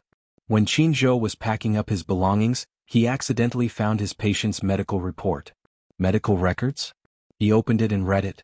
Despite the doctor's own scribbling, he could still make out that his condition was worse than he had imagined. Severe anxiety and insomnia? Along with the medical records, there was also a diary. Gu Xingze never had the habit of keeping a diary, but after reading the first entry, Qinzhou guessed that the doctor had probably asked him to write this diary. From the diary, he found out that he hadn't slept well for more than half a month. Qinzhou suddenly realized that Gu Xingze hadn't slept well for a long time since his last visit. His complexion was extremely pale, and it took a lot of effort to put on makeup. Chapter 2898. However, the media that went to visit him found out that he was using a body double, so they used him as a big shot to hype up his news. As a heavenly idol, Gu Xingze's every move would be the center of attention. What the media wanted was a hot topic and exposure. As the center of attention, Gu Xingze's psychological burden became heavier. The doctor told me to write a diary, to record the beautiful details of my life, even if it was a small detail. However, I realized that I don't even have a life of my own. My every move is under the eyes of others. How can there be beautiful details? My dream is to be able to fall asleep when I close my eyes and wake up naturally. If I leave, please don't lock me in that cold tomb. If one day I really turn into a pile of ashes, please let me embrace freedom. Qin Zhou closed the diary and did not force himself to finish reading it. The more he read, the more suffocated he felt. He continued to pack until he found a video camera and a stack of documents in the drawer. When he opened the documents, he was surprised to find that Gu Xingze had already drafted his will and distributed his assets. All the rules and regulations were clearly laid out, and they had all been notarized. Gu Xingze had a lot of assets in Beijing. Other than a few ridiculously expensive prime real estate, he had invested in and developed these real estate. Naturally, other than the real estate, the company's shares had also been divided in advance. Villas, resorts, entertainment centers, production companies. As an artist, Gu Xingze had a high income. These high incomes were all used for investment. His life was not full of luxury. On the contrary, compared to other male stars, his life could be described as pure and simple. Qin Zhou did not know why he had signed so many documents in advance. What kind of health condition did he have that made him sign so many documents in one go? In his account, half of the 9-figure assets were used for public welfare. Gu Xingze had already signed the documents for the division of assets. What made Qin Zhou even more heartbroken was that Gu Xingze's inheritance list included him. A commercial office building in the CBD was under his name. What surprised him even more was that he had actually signed the volunteer donation form. He flipped it open and glanced at it. His pupils violently contracted. Unknowingly, in the blink of an eye, the day of the memorial service arrived. For some reason, perhaps even the heavens felt pity for him. Early in the morning, the sky began to drizzle. The entire sky was gray and the world was dark and damp, as if it was also crying for him. At 10 a.m., the fans arrived at the memorial hall. However, only a few hundred fans were allowed to enter the memorial hall. Moreover, they were only allowed to enter the main entrance. They were not allowed to enter the memorial hall. However, there were still many loyal fans who rushed over from various places and waited outside the door in the drizzle. The sky was dark and the fans were standing guard outside the door. Soon, the funeral car carrying the coffin slowly drove into the funeral parlor. The fans immediately guessed that Gu Xingze's body was in the hearse. Before the fans came, they had made an agreement with each other that they must abide by the rules of the venue, obey the instructions, and not cause any unnecessary trouble for the memorial service of their beloved idols. Chapter 2899. However, there were also fans who couldn't control their sadness. It wasn't until the funeral car passed by them that the fans collectively burst into tears as if the world had collapsed. There were even crazy fans who went up to hit the car door and wailed, "Xingze, don't leave us! Xingze, wake up! Xingze, Xingze, sup!" Everyone was infected by the desperate and helpless cries as tears streamed down their faces. The memorial hall of Beijing's Hongyang funeral parlor had been fully decorated. Many celebrities sent wreaths. Many celebrities came to offer their condolences. Most of them were artistes who had worked with Gu Xingze before, and they offered their condolences. At 8 o'clock in the morning, many celebrities rushed to the scene in their nanny vans. It was unknown if they were sincere or if they were just putting on an act. It was as if they were trying to match the atmosphere. Regardless of whether they were male or female, they all burst into tears. After all, attending such an occasion with fans and the media present, if they didn't shed a single tear, they would be reported as cold-blooded by the media and accused by the fans of having a heart of stone. This was especially so for Lin Ji. Even though she wasn't on the invitation list for the memorial, she knew that this was a rare opportunity to create hype. Gu Xingze's memorial service was extremely sensational. More than 100 media outlets would attend, and there would be overwhelming coverage. If she were to participate, she would definitely be able to gain a lot of exposure. Of course, she had to put on an act. Her acting skills were not bad to begin with. It was not difficult for her to shed a few tears. Therefore, as soon as she got out of the nanny van, Lin Ji covered her face with a handkerchief. Her eyes were red, and her emotions had been brewing on the way here.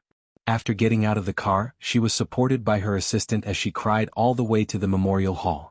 Qin Zhou stood at the door dressed in black. When he suddenly saw Lin Ji walking towards the memorial hall, he was stunned for a moment and quickly gritted his teeth in anger. This Lin Ji, even at this time, she still didn't forget to create hype.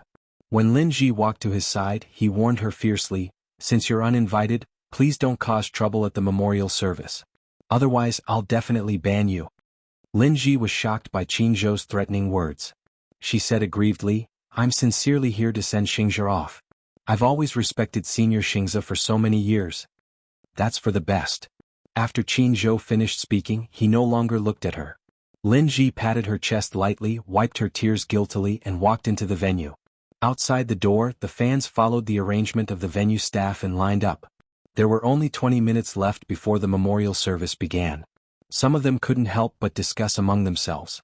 Do you think Yun Shishir will come today? I think so. After all, she had starred in her first film with Gu Xingzi as the male and female lead. Moreover, they had acted in a reality show together as imaginary lovers. Moreover, the recently completed production of Extreme Youth was co-starred by her and Gu Xingzi. She should be coming. If it weren't for Xingzi, Yun Shishir definitely wouldn't have become so popular. I like her because she acted with Xingzi in The Green Apple. If it weren't for Xingzi, who would have noticed her? Chapter 2900. Just as the fans were discussing animatedly, a nanny van sped through the entrance of the funeral parlor. Everyone couldn't help but look over. The black Mercedes-Benz stopped steadily. In the car, Yun Shishir leaned against the back seat uneasily. She felt the car stop and couldn't help but feel even more nervous. She was wearing a black dress today. For today's memorial service, the Gongjie had accompanied her and specially bought a simple but elegant black dress. She didn't have any makeup on. There weren't many embellishments on her clear face. She only wore a pair of black sunglasses to block out the wind and light. Because of her eye injury, the doctor didn't say much when he found out that she was going to attend the memorial service. Instead, he repeatedly asked her to wear sunglasses. Her eyes had become extremely fragile now. Even a weak wind would cause further damage to her eyes. Yun Shishir obeyed him obediently. Have we arrived? She asked carefully, keeping her voice very low. Muyaja said, yes, we're here. Wait a moment. He opened the car door first. When the media saw that it was him, they all crowded around and went crazy for the license plates. When Muyaja saw the media surrounding them with their cameras, he thought that these strong spotlights would definitely cause damage to her eyes. Hence, he immediately ordered the bodyguards that he had brought along with him to separate the media reporters. When the media saw that he had come prepared with 2 strong bodyguards, they naturally didn't dare to be presumptuous. Moreover, in such an occasion, if the artiste wasn't willing to cooperate, they wouldn't be persistent. Hence, they obediently retreated to the side and didn't make things difficult for them. Muyaja turned around and held Yun Shishir's hand, helping her out of the car. Her eyesight was already very low and she was close to blindness. However, with the weak light she could still distinguish some things. After she got out of the car and steadied herself, she held his arm and said in a hoarse voice, "Let's go in." When the fans saw Yun Shishir holding Muyaja's arm and walking over, they couldn't help but get excited. Look, it's really Yun Shishir. Is she not wearing any makeup? I think she's barefaced, but she's still so pretty. Her skin is so fair without any blemishes. Yes, I admit that I was scared. She's elegant and pretty. But why is she wearing sunglasses? Many celebrities wear sunglasses. One of the fans suddenly said angrily, "If you wear sunglasses, won't you be able to hide your indifference?" When attending funerals, many celebrities would wear sunglasses. However, the situation of wearing sunglasses was different. In some cases, it was to hide the traces of their true sadness. When a celebrity passed away, celebrities from all walks of life would attend the funeral. Some were unrelated, while some were related, but the depth of their relationship was different. After all, some were close friends and some were just friends who had acted in the same movie together. Needless to say, those celebrities who were close to the deceased were grieving. Those who were deeply in love with the deceased did not eat or drink for 3 days, washing their faces with tears all day long. If such a close friend appeared at the funeral, he would definitely look haggard and lose all his elegance. Chapter 2901. After all, celebrities had to rely on their image to make a living. Moreover, there were so many paparazzi at the scene. If someone took a photo of her swollen eyes, it would be too embarrassing. However, most of the time she wore sunglasses to hide her indifference. Only a few celebrities came for the sake of love at the funeral. More celebrities used the funeral of a big star as an opportunity to show themselves. Because other than the various award ceremonies, the funeral of a big star should be the most crowded occasion for celebrities. In the middle of a funeral, and their feelings had not reached that level, the sadness they squeezed out would look fake no matter how one looked at it. Hence, they could only use sunglasses to hide it, letting kind people think that the pairs of eyes behind the sunglasses that were not even wet were already red from crying. Other than that, it was to prevent sneak shots. Of course, this was also a kind of cover-up. It usually happened to female celebrities. Female celebrities would definitely compete in public, but funerals seemed to be the only place that was not suitable for female celebrities to show off their talents. There was no need for color, nor was there a need for the atmosphere. Once female celebrities gave up on their gorgeous clothes and makeup, most of them would lose confidence in their image. A pair of sunglasses was equivalent to saying that they were in an imperfect state, because they knew that the entertainment reporters who were everywhere would never miss a celebrity's funeral. It was popular for celebrities to wear sunglasses at funerals. After all, as celebrities they were always acting. When they attended the funeral they did not forget that they were actors. The fan said sarcastically, "I think she must be here to freeload off the exposure, right?" Ever since her debut she's been freeloading off Xingza's popularity. But Xingza is no longer around. Even at the last moment she didn't forget to freeload off his popularity. Besides, look at her. Her face is so clean. She didn't shed a single tear. She even came with Mu Yaja on her arm. Isn't this obviously freeloading off the media's exposure? That's right. I also realized that she didn't cry much at all. Could it be that she's wearing sunglasses to hide her tears? How annoying. I didn't expect her to be such a person. If it weren't for Xingza supporting her, who would remember her name? Since she didn't have any feelings for Xingza, why did she reluctantly attend the memorial service? She must be here to freeload off the exposure. All the media outlets are here for Xingza's memorial service today. It's such a good opportunity, so of course she wants to freeload. Yun Shishir, on the other hand, did not hear these whispers. She was not in the mood to care about other people and things at the scene. Her heart was heavy as if a huge rock was pressing down on her. She tried hard to suppress her emotions and held back her tears as much as possible as she slowly walked into the memorial hall. Qinzhou was standing at the door. When he saw her, he bowed slightly and hugged her. Qinzhou was inevitably surprised by her arrival. "Why are you here?" Qinzhou paused for a moment before adding, "Actually, it doesn't matter if you don't come." "Qinzhou. Yun Shishir couldn't hold it in anymore. She sobbed and said, "I'm here to send him off. Are you okay?" Qinzhou saw her in this state. She didn't seem to be optimistic. Not good at all. Yun Shishir took a deep breath and said, "I'm sorry, I lost my composure." Chapter 2902. Are you okay? Qinzhou saw that she was not in a good state. "No, I'm not okay at all." Yun Shishir took a deep breath. "I'm sorry, I lost my composure." Qinzhou's heart ached when he saw this. However, he could deeply understand Yun Shishir's pain. But now he couldn't comfort her at such a time. Because even he didn't know how to calm his emotions. "Don't cry. Xingza definitely hopes that you can live well and be happy forever. My condolences." She was wearing sunglasses, but it couldn't hide her haggard expression. As soon as Qinzhou finished speaking she took a deep breath again, but didn't say anything in the end. Mu Yaja helped her slowly into the memorial hall. In the memorial hall there were sad sobs. Looking around, other than the celebrities, there were also many A-list celebrities and celebrities. Many female and male celebrities were wearing sunglasses, perfectly hiding the expressions on their faces. However, it was unknown if these sobs were acting or if they were expressing their true feelings. Yun Shishir stood in the corner with a wooden expression, quietly waiting with her head lowered. For a moment, her thoughts were in a mess. For a moment, her mind was blank. Even though there was a commotion around her, she seemed to be unable to hear anything. Her heartache constantly reminded her of where she was at this moment. Gu Xingza's memorial service. It was as if a lifetime had passed. Things remained the same, but people had changed. Yun Shishir clenched her fists tightly and tried her best to hold back her tears. This was what she had promised. She would definitely send him off with a smile. If there really was a heaven and a soul, Xingza probably wouldn't want to see her tears, right?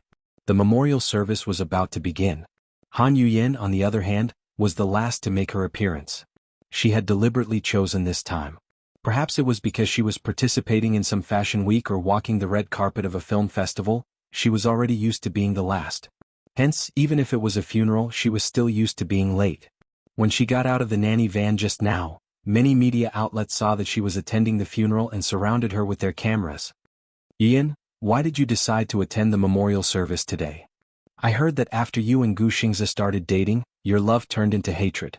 The two of you fell apart and stopped contacting each other for a long time. Is attending Xingza's funeral to bury the hatchet?" Amidst the flashing lights, many media outlets pointed their microphones at her. Han Yuyin stood still, faced the camera, and elegantly took off her sunglasses. Her eyes were red and swollen because of her sadness. I'm really sad about Xingzhe's departure. There are some topics that I really shouldn't talk about. But I deeply regret Xingzhe's leaving. I only hope that he can rest in peace. Hopefully everything will be fine in heaven. Han Yuyin read the interview script that the company had prepared early in the morning and acted with all her might. Her tears moved many of the fans present. I heard that Han Yuyin and Master Xingzhe dated for a period of time. In that case it should be considered as an old love, right?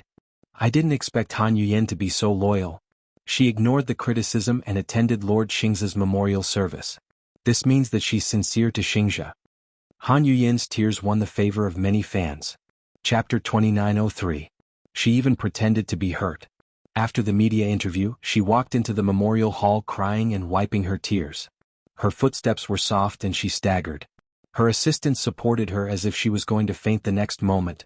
After entering the memorial hall without the media following her, she finally let down her guard. She quickly wiped her tears with a wet towel and stood in the crowd. Han Yuyin glanced at the media outside the door and deliberately avoided them in the corner. She asked softly, "Did they take a bad picture of me just now?" The assistant smiled and said, "Don't be afraid. I saw it just now. You cried beautifully just now.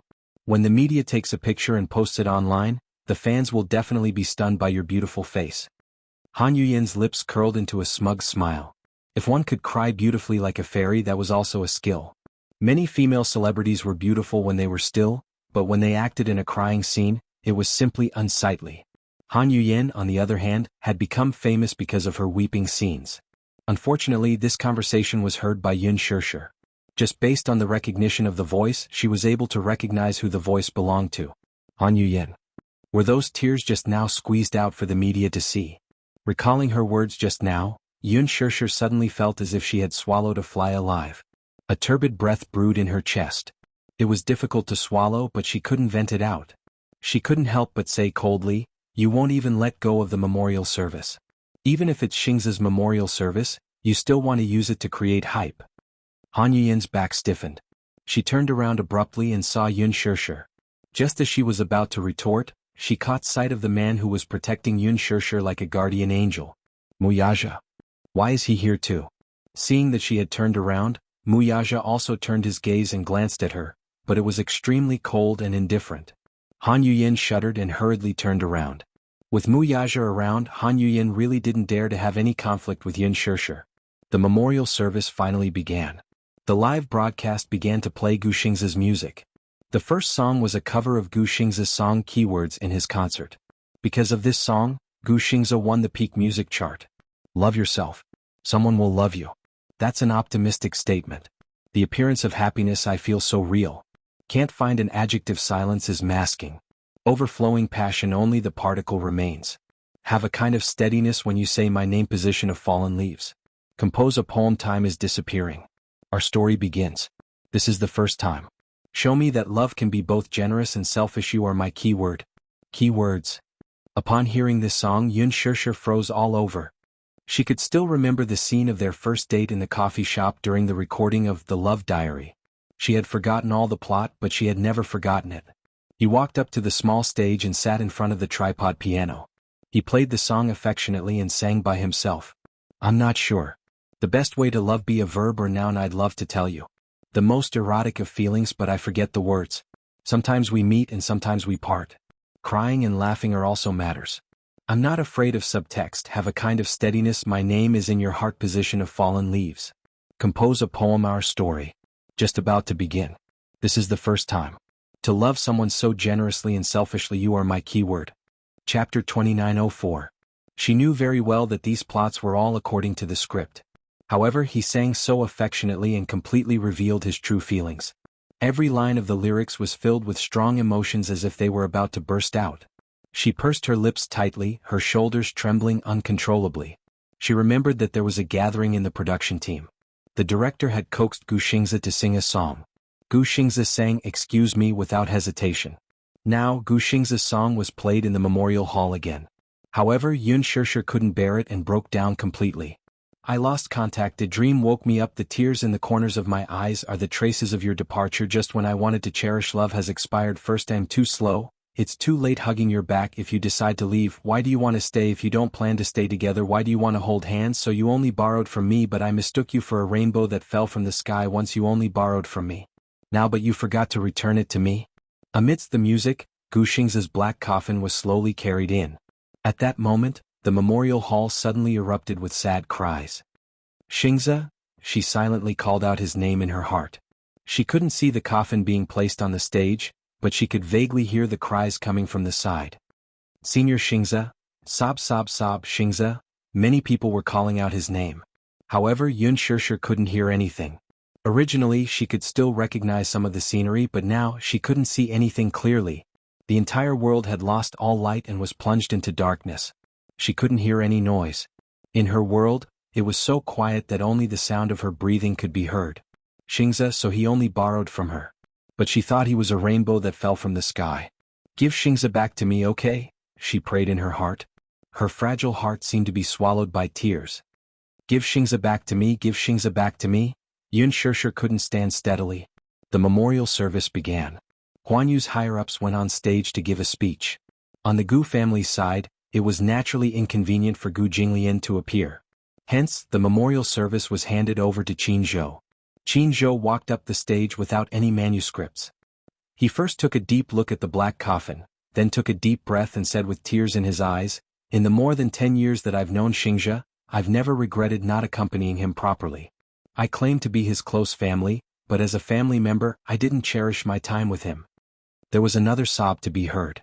Xingza has been filming for many years. He's very serious about his work and has invested a lot in it. After many years of filming, his body has suffered from many illnesses. He did not have any family and had grown up abroad.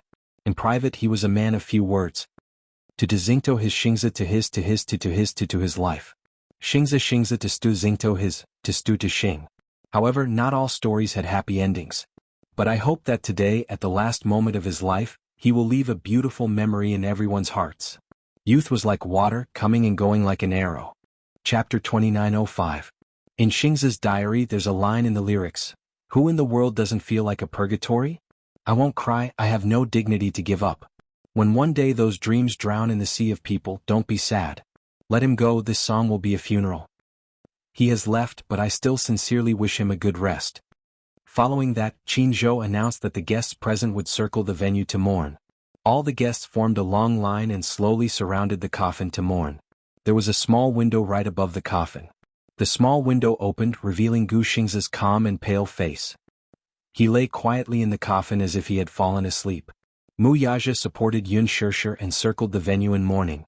Yun Shishir tried her best to open her eyes, wanting to see him for the last time. However, no matter how hard she tried, it was in vain. She really couldn't see. She couldn't see anything. Xingza? Yun Shishir took a deep breath and held back her tears. Then she said calmly, "Goodbye, Xingza. I will live on strong." With that, with Mu Yaja's support, she walked to the coffin and gently placed a bouquet of flowers on the coffin. After the memorial service ended, Gu Xingza's body was pushed to be cremated. Knowing this result and thinking that he was about to turn into a pile of ashes, Yun Shishir's heart ached so much that she was about to suffocate. Mu Yaja had been by her side from the beginning to the end. Although she didn't shed a single tear, he could tell that she was sad. So sad that she couldn't even shed a tear. He was glad that he was by her side. Otherwise, he was really afraid that she wouldn't be able to get through this. After the cremation ceremony, Qin Zhou saw that Yun Shishir wasn't in a good state of mind, so he instructed Mu Yaja to help her back first. However, when Mu Yaja helped Yun Shishir out of the memorial hall, a group of fans saw Yun Shishir walking out. The fans were crying miserably, especially the music that was playing on the radio. It was extremely tear-inducing. However, when they saw Yun Shishir walk out, they saw that she was still wearing a pair of sunglasses. She clearly did not shed any tears, but she looked like she was walking unsteadily. She even needed someone to support her. Many fans felt that Yun Shishir's performance was extremely hypocritical. Many fans were talking about it. You can't even squeeze out a single tear, and you're still pretending to be exhausted from crying. Isn't that too fake? I saw her wearing sunglasses when she went in. Who would wear sunglasses to a memorial service? I think she just can't shed any tears. She can't even cry. If they didn't attend this memorial service perfunctorily, they were just trying to ride on Xingza's popularity. Shameless bitch. She should touch her conscience and think about it. The reason why she's so popular is all because of Xingzhe's popularity. Yun Shishir, you hypocritical liar, get out of the entertainment industry. Someone suddenly shouted at her. When Yun Shishir heard it, she stopped in her tracks and looked up blankly. Then an unknown object flew toward her. She couldn't see anything at all, but Muyaja's eyesight was sharp. He quickly blocked in front of her. An unknown object smashed into his back. With a thud, the object fell to the ground. Muyaja took a closer look. It was a high heel that someone had thrown at him. Muyaja's eyes were instantly filled with anger. He suddenly looked up and glanced at the crowd. His voice suddenly turned gloomy. Who threw it? Chapter 2906. The scene suddenly fell into dead silence. Muyaja shouted coldly, I'm asking who threw it? The lone high-heeled shoe lay silently on the ground. Yun Shishir immediately grabbed his arm. Forget it, forget it. Yun Shishir smiled. Today is Xingzhe's funeral. I don't want to make it too ugly. Muyaja pursed his lips. Although he was extremely angry since Yun Shishir said so, he did not intend to pursue the matter too much. However, just as he turned around, the fans could no longer hold it in and started to jeer. Many fans started to clamor. Yun Shishir. You be asterisk. The scene suddenly went out of control. You're happy now. But where's Lord Xingzhe? He's lying alone in a cold coffin. Many fans started to surround them. Muyaja's heart skipped a beat. He had brought bodyguards with him this time, but there were only 3 or 4 people in total. A few fans lost their minds and rushed towards Yun Shishir. The remaining fans were also enraged and swarmed forward. Muyaja could not stop them at all. He was worried that these fans would hurt Yun Shishir, so he immediately hugged her tightly in his arms. Many fans rushed over and shoved them, grabbing their clothes, hair, and arms. The bodyguards immediately rushed over and formed a circle, surrounding Yun Shishir and Muyaja. In the chaotic scene, many fans lost control and threw the things in their hands at them. Shoes, apples, flowers, whatever they had in their hands was thrown at her. Yun Shishir stood rooted to the ground, letting the insults and attacks completely drown her. Even though the fans were crazily pushing her, insulting her, and grabbing her hair, her eyes were still empty and indifferent. Take off your damn sunglasses. A fan rushed forward and gave her a tight slap. Slap. The sunglasses fell to the ground. The gauze on Yun Shishir's eyes was also exposed to the air. However, no fans noticed this detail and continued to accuse her crazily. Muyaja abruptly pushed away the troublesome fans and hugged her tightly in his arms. His large palm pressed against the back of her head and protected her head against his chest. He angrily said, Get lost. But no one cared. I hate Yun Shishir. Get out of the entertainment industry. Get out of the entertainment industry. Yun Shishir, you are a vixen through and through.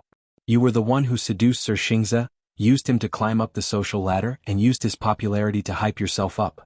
If it weren't for Lord Xingzhe, you wouldn't have such popularity and status. Ever since the Green Apple, you've been using Gu Xingzhe to create hype.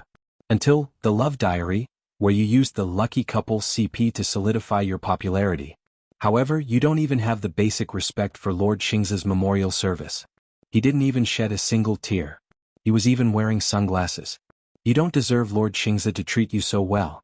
From the Love Diary, I can tell that Lord Xingzhe doesn't take care of you like an ordinary senior does for a junior. He really likes you. But Yun Shishir, what have you done for him? Yun Shishir closed her eyes and listened to the insults and accusations. However, her heart was like a dead pool of water without any ripples. This was her sin and she deserved it. Chapter 2907. At this moment, one of the fans suddenly screamed hysterically, Yun Shishir, do you know what I hate the most about you? I hate it when you pretend to be innocent. Her back stiffened and she turned around abruptly. The fan scolded angrily again, If it weren't for you, Sir Xingzhe wouldn't have died. If it weren't for protecting you, he wouldn't have suffered such serious injuries. He wouldn't even have a chance to be saved. You're the one who caused his death. If it weren't for you, Sir Xingzhe wouldn't have died. When Yun Shishir heard this, her mind went blank. Yun Shishir, you don't deserve to live. You're the one who deserves to die. Why don't you die? Why don't you die? Why aren't you the one who died? Yun Shishir's face was as pale as snow. Her pale and colorless lips trembled. She suddenly turned around. Her sallow face was devoid of any color. The gauze on her eyes had also fallen somewhere due to the pushing and shoving of the crowd. Her body was in a mess and she was in a sorry state. She bit her lip hard and suddenly smiled bitterly. Her voice trembled as she said, "I'm sorry." The crowd fell silent. Yun Shirshi's hair was scattered messily on her back. Facing the emotional fans, she curled her lips, but tears gently slid down her cheeks. "I'm sorry. I really wanted to send him off with a smile, so I held back my tears. I didn't know. I really didn't know that tears were a form of respect for him. I'm sorry. I wore sunglasses because I didn't want him to see my injured eyes. I wanted him to leave in peace without any reluctance. I'm sorry, it's me, it's all me. I'm the one who deserves to die, and I'm also the one who doesn't deserve to live. But I also want to. If I could do it all over again, or if I could choose, I'd be willing to exchange my life for his. I can't bear for him to leave, I don't want him to leave either." Yun Shirshir continued to sob. "But he's gone. He won't wake up. If crying is useful, if tears can bring him back, I will cry seriously." She apologized to them in the most humble way. Apologized to Gu Xingza's fans. After Gu Xingza left, she had so many apologies in her heart. Thousands of apologies, but she had no one to talk to. Her apology touched some of her fans, but the majority of them did not accept her apology at all. "Yun Shirshir, stop putting on an act. Do you think we'll believe your words? Do you think they'll believe that you're apologizing sincerely?" One of the agitated fans shouted angrily, "Yun Shirshir, you are shameless. What was the point of saying all this now? I heard that when you were in danger back then, Lord Xingza was seriously injured in order to protect you. He didn't even have the chance to be rescued. If it weren't for you, if it weren't for a jinx like you, Lord Xingza wouldn't have left us. Give Lord Xingza back to us. Hurry up and give Lord Xingza back to us. We won't forgive you. We won't forgive you. Yun Shirshir, die. Die, die. Die for Lord Xingza." Chapter 2908. There were even more crazy fans who rushed towards her, baring their fangs and brandishing their claws as they pounced on her. "Ah! Yun Shirshir, I'm going to kill you." Yun Shirshir was not afraid at all. Even if she was engulfed by this anger, she was fearless. Mu Yaja looked at her ashen face and knew that she was in such a state. Because of all the humiliation, she must have lost all hope. Hence, she did not even have the basic resistance or excuses. He hugged her, feeling sorry for her. There were fans who kept rushing towards her and attacking her. Mu Yaja silently bore the attacks for her and protected her in his arms. However, he did not say anything in the end. Based on his strength, these fans were weak and they were all girls. How much strength could they have? They were no match for him at all. However, she felt that she was carrying a heavy burden of sin. She felt that she had let down Gu Xingza's fans. Hence, she wanted to bear with all these injuries as atonement. However, he could not bear for her to bear such a heavy burden of sin. Then he would bear it. He would bear it for her. He would bear all these sins for her. He would atone for her. He would bear all these injuries for her. Countless fists fell on his shoulders, the back of his head, and his back like a violent storm. Mu Yaja remained silent and clenched his teeth tightly. Yun Shirshir suddenly realized something. She lifted her head and saw his forbearing expression. She grabbed his collar tightly. "Don't." Mu Yaja bit his lips tightly and tried his best to protect her. It was as if he had lost all feeling in his body. At this moment, an unknown object flew towards her from not too far away. Dong! She felt a dull pain and Yun Shirshir was hit on the back of her head. It was only when the object landed on the ground that everyone realized that it was a rock the size of a fist. Yun Shirshir's vision suddenly turned pitch black and she felt a sharp pain at the back of her head. Following that, sticky blood flowed down along her hair. Mu Yaja was so shocked that his face turned pale. His heart ached as he hugged Yun Shirshir's shoulders and cupped her face. "Shirshir." Everyone was shocked by this sudden scene. "Who threw the stone?" Some fans came to their senses and looked at each other before looking around. "Shirshir. Shirshir?" But she couldn't hear anything. Mu Yaja's anxious voice was drowned out by the noise. She closed her eyes, and her face was as pale as a sheet of paper. It was as if she had been consigned to eternal damnation, and she allowed the angry curses to drown her. At the hospital, Yun Shirshir was lying on the hospital bed. The wound caused by the stone had been bandaged. It was not a particularly serious wound, but for some reason, he had been unconscious for a day and a night, and there were still no signs of him waking up. Mu Yaja stayed by her bedside and watched over her. He had not slept for a day and a night, and he had not taken care of himself. Stubble had appeared on his chin. After Gu Xingza's memorial service, she had not woken up. Perhaps she did not want to wake up. Faced with this cruel reality, she had subconsciously chosen to sleep. She had not eaten for a day and a night and her body was weak. She had relied on the nutrient solution to maintain her body's needs. However, this alone was far from enough. She was still pregnant, and the fetus in her womb needed nourishment. It was far from enough to rely on the nutrient solution. Chapter 2909. Gong Jie sat by the window. No one knew how long he had been in this position, but he was like a stone statue. 2 days later, after sleeping for 48 hours, Yun Shishir finally woke up. However, after waking up, she was like a puppet that did not know how to laugh or cry. She was like a puppet without a soul. She was either sitting at the head of the bed in a daze or lying quietly on the bed. Her empty eyes stared blankly at the ceiling. She didn't eat or drink. She didn't know if she was torturing herself or forcing herself. He brought the bowl of porridge over and sat on the edge of the bed. He scooped up a spoonful and gently fed it to his sister. His throat moved a little as he choked on his sobs. "Sis, look at me. Look at me, okay? Have some porridge, even a little bit is good. You haven't eaten for 4 days and 4 nights. Xingzhe is already dead, but he definitely didn't want to see you in such a dispirited state. Big sister, wake up, okay? Don't be like this anymore. I want you to be well, I want you to be well." No matter how he comforted her, no matter how he coaxed her, Yun Shishir always looked out of the window motionlessly. Her body seemed to be frozen, and her eyes were dim without any luster. She didn't know what she was looking at. Outside the window, there was only a clear sky and white clouds. However, in the ward it was cold, dark, and devoid of any light. The sunlight was so bright that it shone into the windowsill, but it couldn't shine into her heart. She seemed to be dead and the living thing was just a shell. Her heart had completely died on the day of the memorial service, and it would be difficult for her to come back to life. Muyaja stood at the door of the ward. His back was straight, but there was a hint of loneliness and bleakness on his back.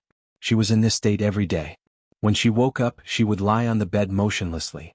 She didn't eat or drink and there was no expression on her face. Other than her biological needs, she would never think of getting out of bed and walking around. Sometimes he would sit in one place for an entire day not moving at all. Be it Muyaja, Yu, Shaoichen, or even Gong Jie, everyone took turns feeding her. But no matter how he coaxed or lied to her, she just stared ahead indifferently. It was as if all the light in her eyes had been extinguished, and there was no focus in the darkness. It wasn't as if Muyaja hadn't tried to force it in. However, every time he forced it in, he would vomit it out in less than 10 minutes. There was nothing he could do. He really couldn't think of any other way to coax her to eat. Sometimes she would sit by the window and look out. Once he sat down, the night sky was filled with stars. Seeing that she still refused to eat, Gong Jie put the bowl aside, held her hand tightly and gently kissed the back of her hand. "Sister, even if you don't want to eat, can you talk to me? I haven't heard your voice in a long time. Sis, you haven't eaten for days and you haven't talked to me. We promised each other when we were young that even if we quarreled, we wouldn't have a cold war. Are you having a cold war with us now?" Yun Shishir's eyelashes fluttered slightly as if she had some reaction. Gong Jie immediately picked up the bowl, scooped a spoonful of millet porridge and brought it close to her mouth. He coaxed, "Eat a little, just a little?" Chapter 2910. Gong Jie immediately picked up the bowl, scooped a spoonful of millet porridge and brought it close to her mouth. He coaxed, "Eat a little, just a little?" Yun Shishir's lips parted slightly but she didn't react.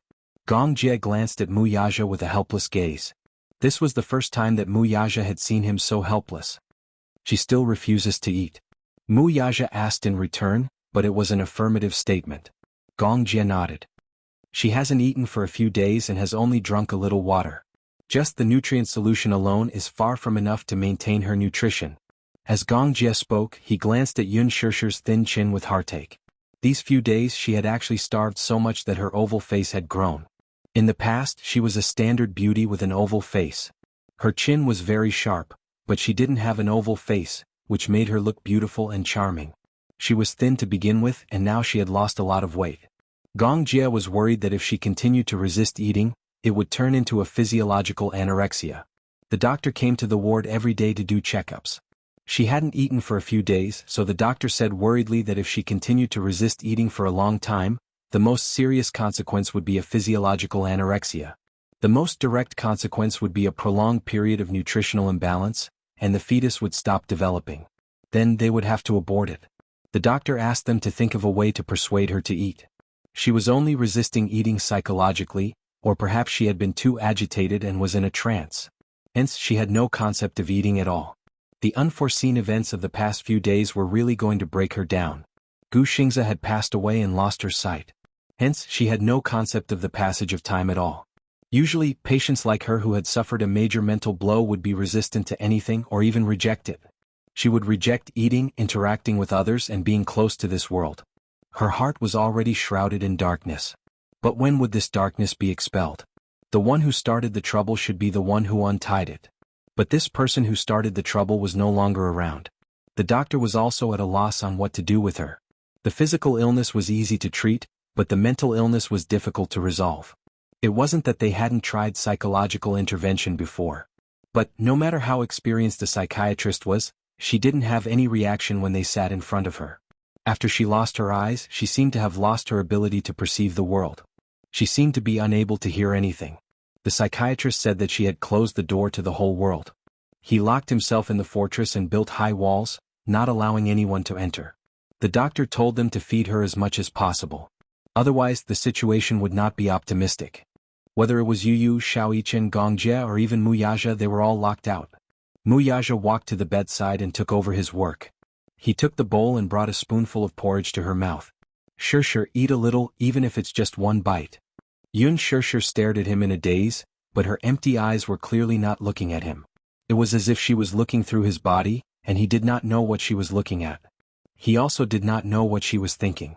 A great sense of helplessness and panic filled his heart. Muyaja said in a hoarse voice, "Do you have to torture yourself like this before you're satisfied?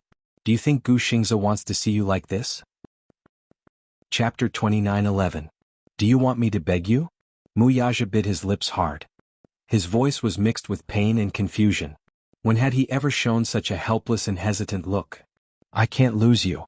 Sure, eat a little, even if it's just a mouthful, okay? Gong Jie couldn't stand it anymore.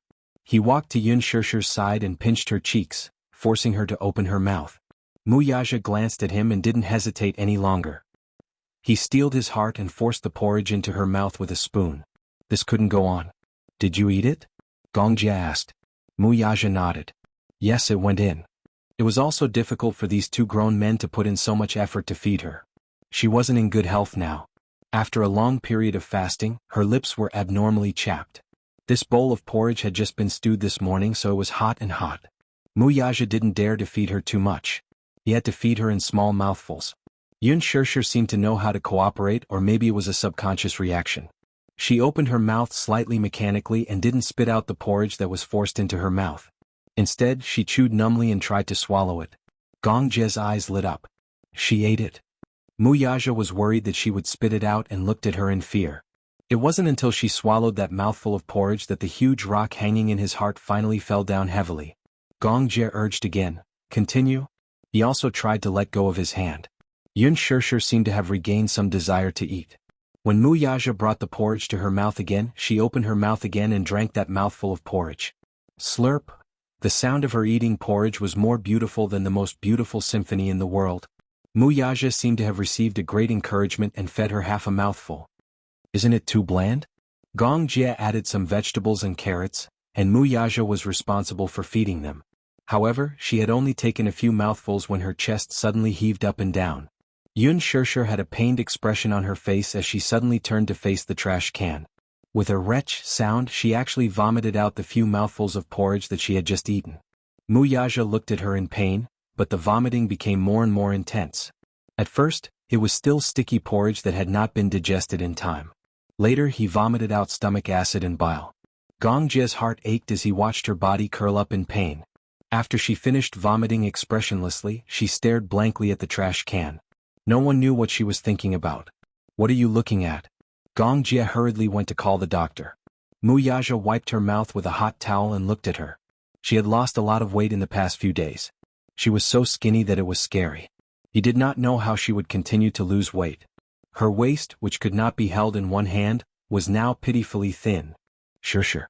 How can you be so weak? Muyaja held her shoulders and asked painfully, "What should I do with you?" However, she seemed to have lost her ability to speak and did not answer him. When Gong Jie called the doctor over, the doctor first took a look at the food that was fed to her, then looked at the food that she had vomited out in the trash can and shook his head. She hasn't eaten for so long and ate so much at once. I'm afraid she can't take it. Is it a lot? Chapter 29:12. She didn't even eat half a bowl. You call that a lot? Her body functions are different from ordinary people. Ordinary people would be famished after 2 or 3 days of starvation, but she didn't feel anything at all. This means that she is anorexic. Although she has mild anorexia, it's still very difficult for her to eat half a bowl at once. She can only do it step by step. Mu Yaja sat on the sofa in silence, his face ashen. In the past few days, the news of Yun Shishir attending Gu Xingze's memorial service and being attacked by fans had spread like wildfire on the internet. Many fans were trying to figure out the relationship between Gu Xingze's death and Yun Shishir. There were also many paparazzi who wanted to sneak into the hospital and dig up more news. However, the Xingyu Financial Group had already sent a lot of manpower to guard the hospital tightly. Those despicable paparazzi couldn't get close at all. Although many reporters had given up, there were still some who were still stubbornly waiting. When Qin Zhou came to the hospital, Yun Shishir had just fallen asleep. Mu Yaja was gently tucking her in. He walked to the door. The door of the ward was not closed. He knocked gently on the door. Mu Yaja looked over. When he saw him, he immediately walked to the door. How is Shishir? Qin Zhou asked about her, but he saw Mu Yaja's gloomy face. He was a meticulous person and probably knew that the situation was not optimistic. She hasn't eaten for a few days. She doesn't eat? She refused to eat after coming back from the memorial service. She didn't feel anything when I called her name. Qin Zhou frowned. Mu Yaja frowned anxiously. He suddenly thought of something and asked, How is he? Of course, Qin Zhou knew who he was referring to. He has been cremated. Which cemetery is he buried in? Qin Zhou was stunned for a moment and then said, Jing, and cemetery. However, he only kept a portion of his ashes symbolically and set up a tombstone for his fans to remember him. The rest have been dealt with separately. Dealt with separately? Yes. Qin Zhou responded to his surprise with a smile.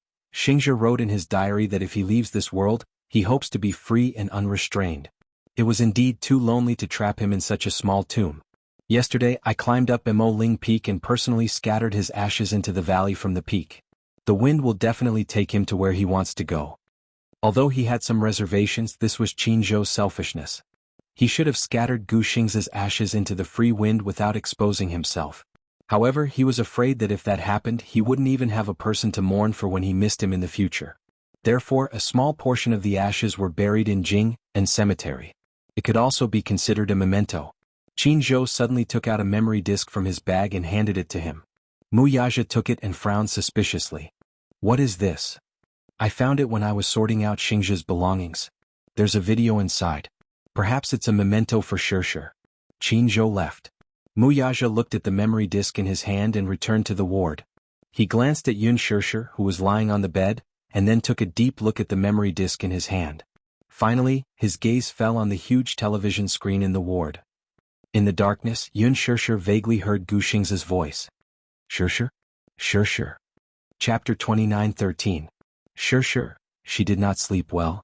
Gu Xingze's voice kept echoing in her ears like a gentle murmur. Yun Shishir opened her eyes abruptly and sat up on the bed at once. Xingze. Shishir. His voice was so real as if he was right in front of her. However, Yun Shishir could not see anything. She tried her best to open her eyes wide and kept groping with her hands. However, she could only hear the voice. She could not see or touch anything. For the past few days she had not eaten or spoken. However, when she heard Xingze's voice, her heart, which was about to die, seemed to have revived. She was so nervous that it started beating. Xingze, are you there?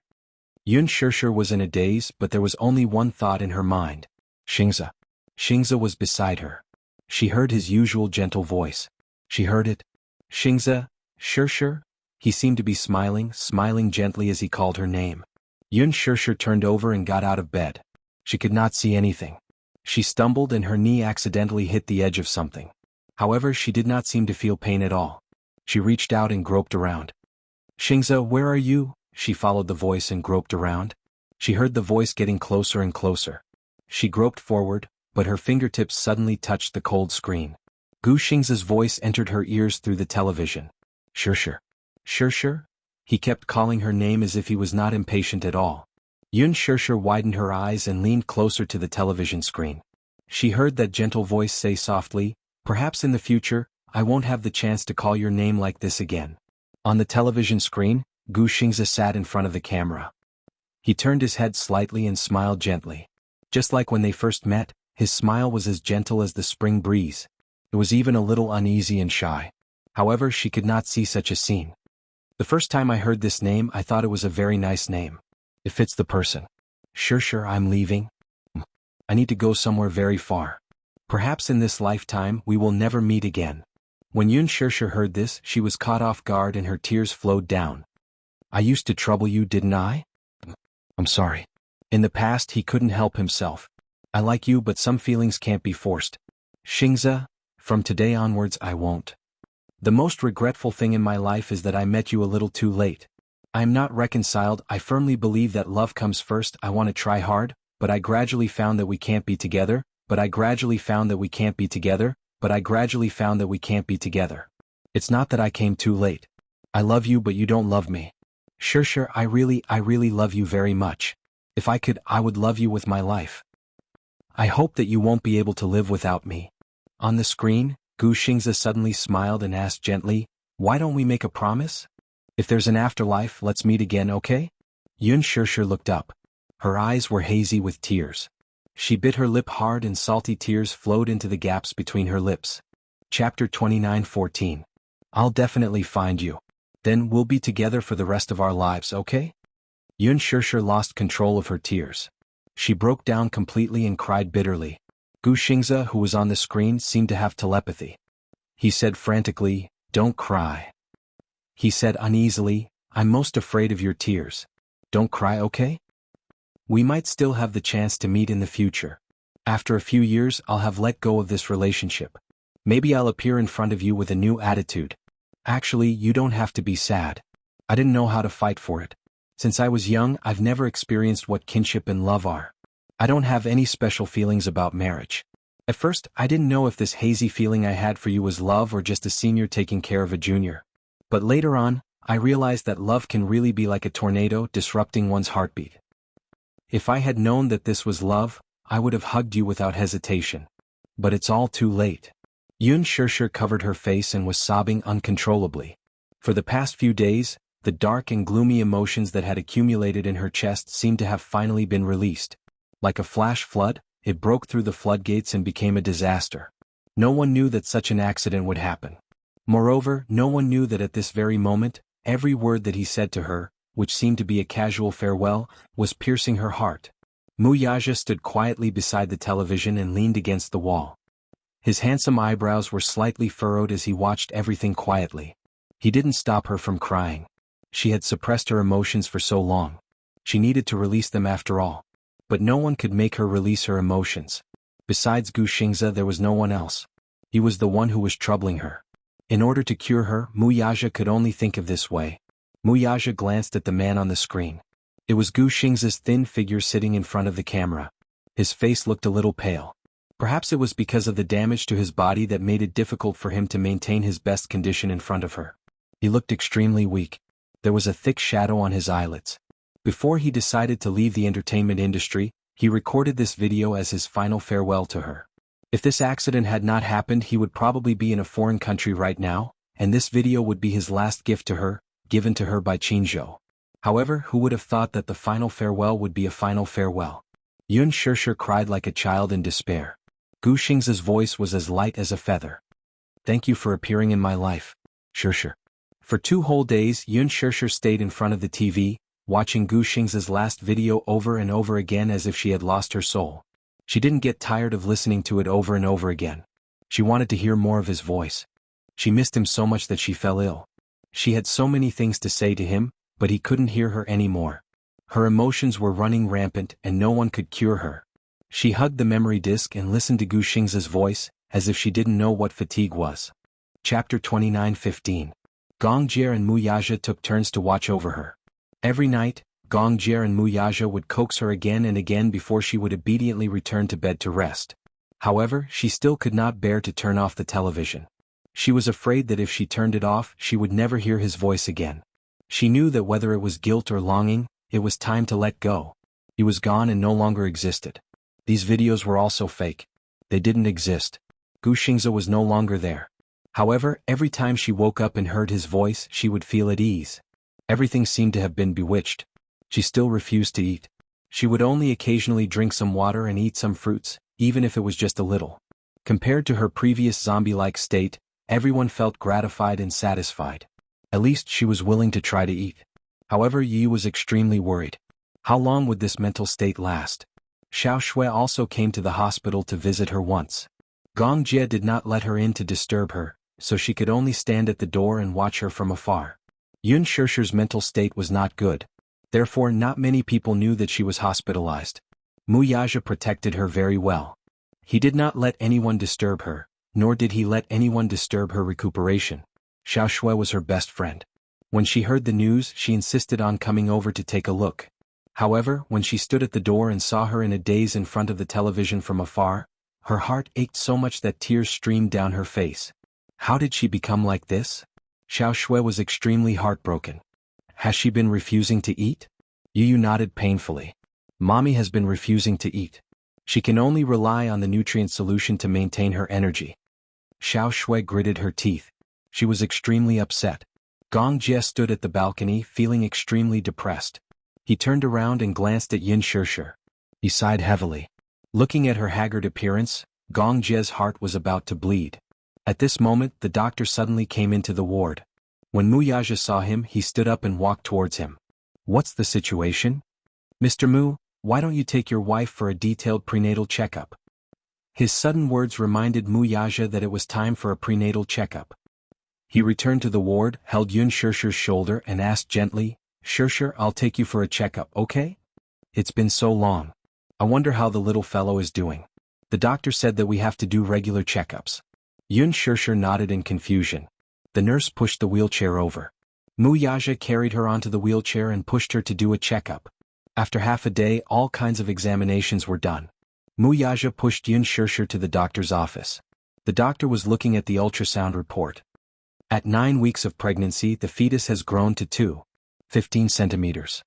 The head of the fetus is larger than the body of the fetus, and the various parts are clearer.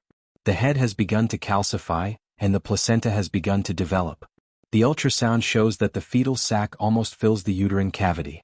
The outline of the fetus is clearer, and the placenta is beginning to appear. After the doctor finished speaking, he said, Sai, this is really troublesome. If she refuses to eat for a long time, it might affect the development of the fetus. Mu Yaja's heart skipped a beat. What do you mean? Chapter 29:16. Yun Shishi's eyes, which were initially emotionless, flickered a little when she heard this. Her eyes finally regained some focus. How's the little guy now? The little guy is very strong and there's nothing unusual. However, if this goes on, it will definitely have many adverse effects on her body and the child. The doctor paused for a moment and said, even if the child survives in the mother's body, its innate resistance will be weaker after birth. If the mother's mood changes drastically during pregnancy, it will easily cause the child's personality to become sensitive. But I'm worried that if this goes on, the fetus will stop developing and might even have a miscarriage. Miscarriage? Mu Yaja's expression was tense. Isn't there a nutrient solution? This doesn't constitute sufficient nutrition at all. Moreover, emotional fluctuations are also a huge factor. The doctor placed the bee-skin film on the backlight. He pointed at a very small ball in the film and said to him, This is the fetus. It's developing normally and is very strong. A normal little guy won't be able to last until this time. Mu Yaja stared at the small ball and pursed his lips. His eyes couldn't help but redden. That was his child? Who knew, it might be a beautiful little princess. He had always wanted to have a daughter with her. However, now that this child had fallen from the sky, he felt that this was probably the most beautiful gift that God had given him. But why was it that when he wanted to protect her, he felt a great sense of powerlessness? Mu Yaja suddenly turned around and leaned over slightly. He held her shoulders and asked carefully, Shishi, did you hear that? Did you hear that? If you don't eat properly and don't rest normally and keep torturing yourself like this, the child will die sooner or later. Yun Shishi suddenly widened her eyes and her pupils contracted violently. She looked at him but could only see a barren land. The child? The little guy in your stomach, 9 weeks, she's still so small. Still so small. She's been developing strongly. But his heart ached as he pulled her into his embrace. Over the past few days he had been suffering as well. For her, and even more for the child in her stomach, how could he not be on tenterhooks? At every moment he was in fear. Enough. Was that enough?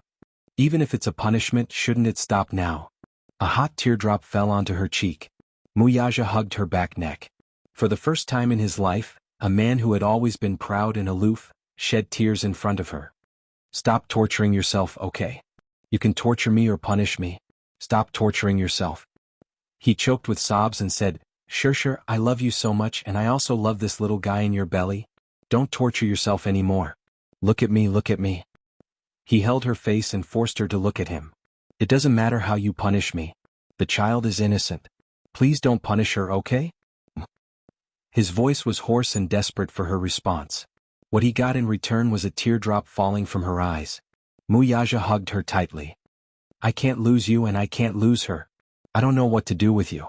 Wake up, wake up. He begged her uncontrollably. He begged her to wake up, begged her to open her eyes and look at the fetus in the film. Chapter 29:17. Muyaja's heart almost broke when he saw the tiny ball. Yun Shirshi's heart was in a mess. Back then, when she was pregnant with her first child, she was very anxious. Because she was worried about her family and her father, she was distracted and uneasy all day. Therefore, her emotions were fluctuating throughout the pregnancy. Although she was well nourished, it was precisely because of her emotions that more or less affected the development of the fetus. As a result, she was born prematurely in August. Yu almost died when he was born. Although he was pulled back from the brink of death through emergency treatment, when he grew up, his physical fitness was still quite different from that of a normal child. He was weak and sickly and he had a sensitive personality. She owed him a lot. However, this child came too suddenly. She was caught off guard and was unprepared. Muyaja carried her back to the ward. Xiao Shui had already left. Gong Jie immediately rushed over and asked, How's the situation? Muyaja did not speak.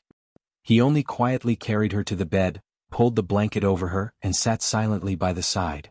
Gong Jie frowned and looked at him, then at Yun Shirshir who was on the bed and clenched his fists tightly. At this moment Yun Shirshir suddenly sat up on the bed. The rustling sound startled them. Muyaja and Gong Jie were shocked and turned to look at her. They saw her sitting on the bed and leaning gently against the back of the bed. Compared to her previous wooden expression, her eyes had finally regained some focus. She glanced at them indifferently. Her eyes were dull and there was a hint of embarrassment on her face. Then she said in a deep voice, I want to eat something. Muyaja was stunned. He did not expect her to make such a request. Gong Jie, on the other hand, was the first to react. He stood up suddenly, his eyes lit up as he walked over and asked, What do you want to eat? Porridge or rice is good. Meat and vegetables should be balanced. Don't have too much oil. Because of her pregnancy reaction, she could not eat anything with too much oil. After not eating for a long time, her body seemed to have gotten used to it. Therefore, she was especially resistant to eating. She didn't seem to know that she was hungry, nor did she feel anything. She wasn't deliberately torturing herself, and she had no desire to eat at all. However, on the way back from the doctor's office, the image of the developing fetus on the ultrasound film flashed through her mind repeatedly when she was pregnant with Yu and Xiao Yichen a few years ago. She saw it on the film. It was so small, curled up into a ball. She couldn't even see its features clearly. This was her child, it was their child. Now the child in her belly should also be that small. He rarely shed tears, but when he heard the doctor say that the fetus was in bad condition, he suddenly lost his composure. He held her shoulders, his heart aching as he begged her to wake up and stop torturing herself. In the end she was touched. She wanted to keep the child. Therefore, even though she had no appetite, she still took the initiative to ask for food. Muyaja's eyes, which were originally dark and gloomy, finally lit up. Gong Jie immediately rushed out of the ward with the cold porridge. When he reached the boiling room, there was still a queue in front of the microwave. How could he have the patience to wait? He rushed to the front and occupied the microwave without any explanation. When the porridge was heated, he brought it back to the ward and presented it to her. Chapter 29:18. Gong Jie said softly, Sister, the porridge is ready. I didn't heat it up for too long so it's not hot. You can eat it directly. Yun Shirsha reacted. Her hands fumbled around until she found the bowl of porridge. She held it gently. Muyaja immediately reached out to take the bowl of porridge from her hands, wanting to feed her. I'll feed you, okay? I'll feed you. Yun Shirsha immediately came back to her senses and said quietly, It's okay. I can drink it myself. Muyaja frowned. Your eyes aren't very good. Yun Shirshir smiled slightly and immediately said, I'm not as weak as you think. I just can't see clearly. I can still recognize things that are closer to me. With that said, she held the bowl with one hand and the spoon with the other. She scooped up a mouthful of porridge and brought it to her mouth. She blew on it gently before taking a bite. It wasn't hot, but it was very warm. However, she didn't have much of an appetite. In fact, she was still repulsed by food. But at the thought of the child in her stomach, she resisted the discomfort and took another big bite. Muyaja and Gongjie looked at her nervously and asked cautiously, Is there anything else you want to eat? Yun Shirshir opened her eyes blankly. Hearing this, she shook her head and said, I don't have anything in particular that I want to eat. She only ate because she wanted to protect the baby. She had listened to everything the doctor said. If she didn't eat, she was worried that it would affect the baby in her stomach. Especially when the doctor said that if she continued like this, it would definitely affect the development of the baby in her stomach. Then it might stop developing and become a stillborn. In the end, she could only have an artificial abortion. Her current bodily functions were being supplemented by sacrificing her mother's own nutrients. If this went on, it would be difficult for her child to survive. Hearing this, her heart seemed to clench fiercely in an instant. She had been in a daze earlier and hadn't cared about the child in her stomach. But now that she heard that the child in her stomach was in danger, she immediately regained her senses. No.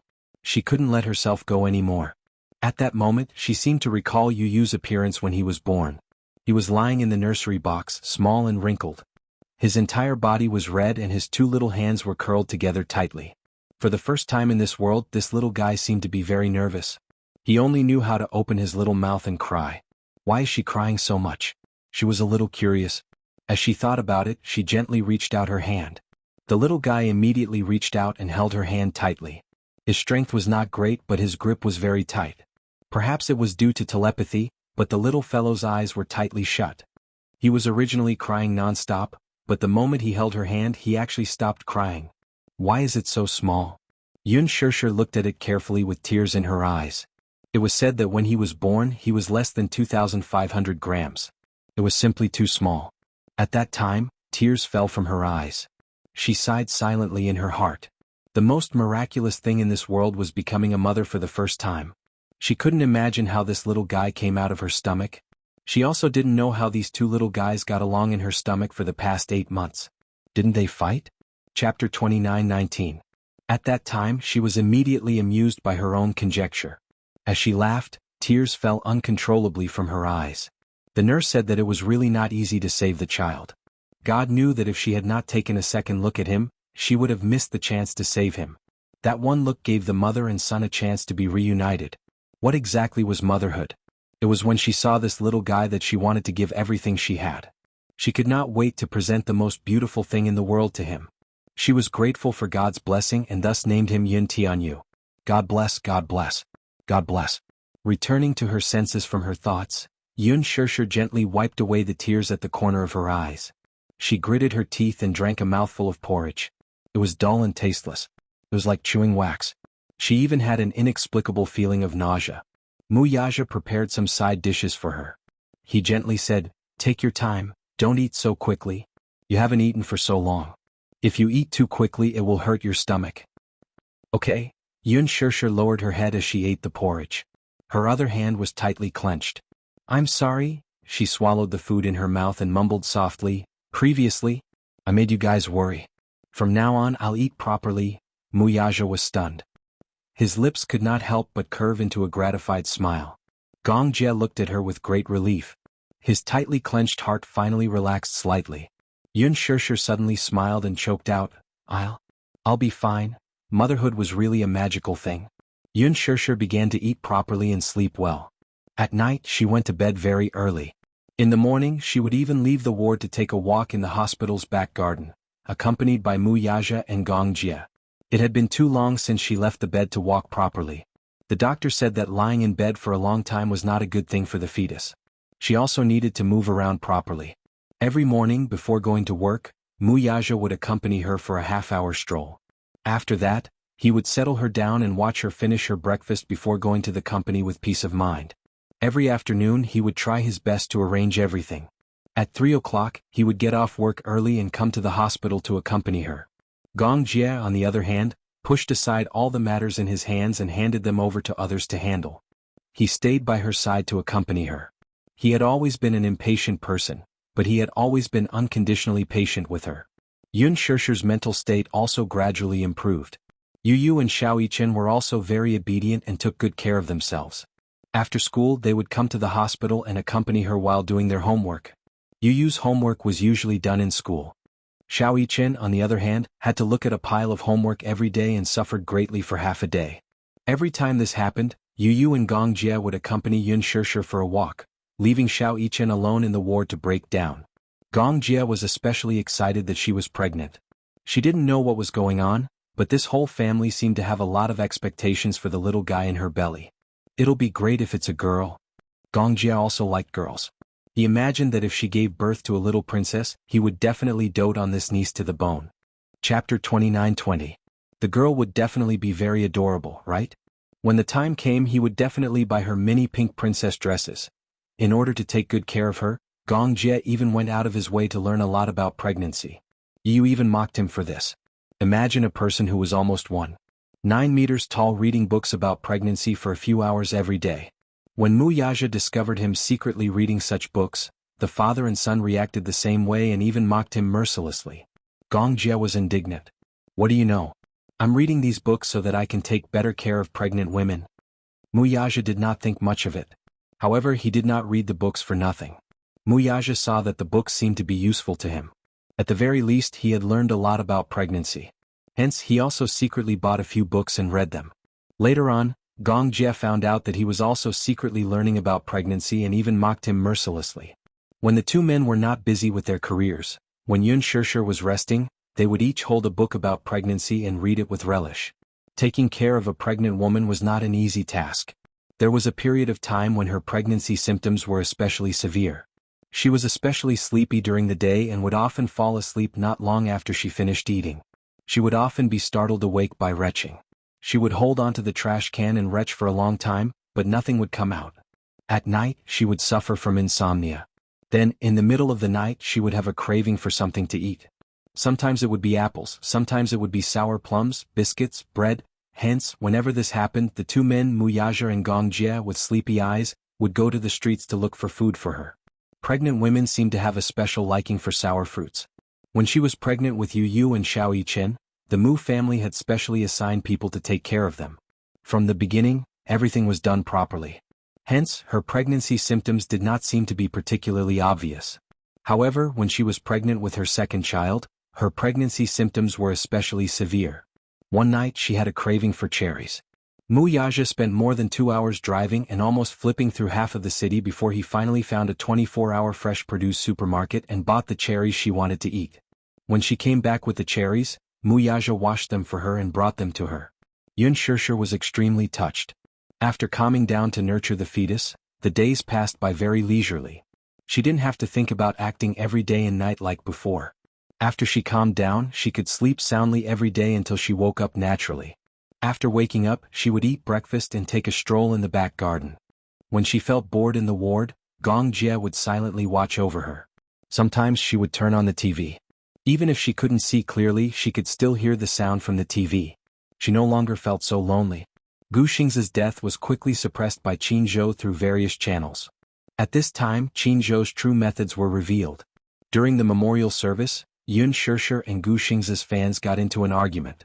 After that, nothing else happened. After that, there was no news at all.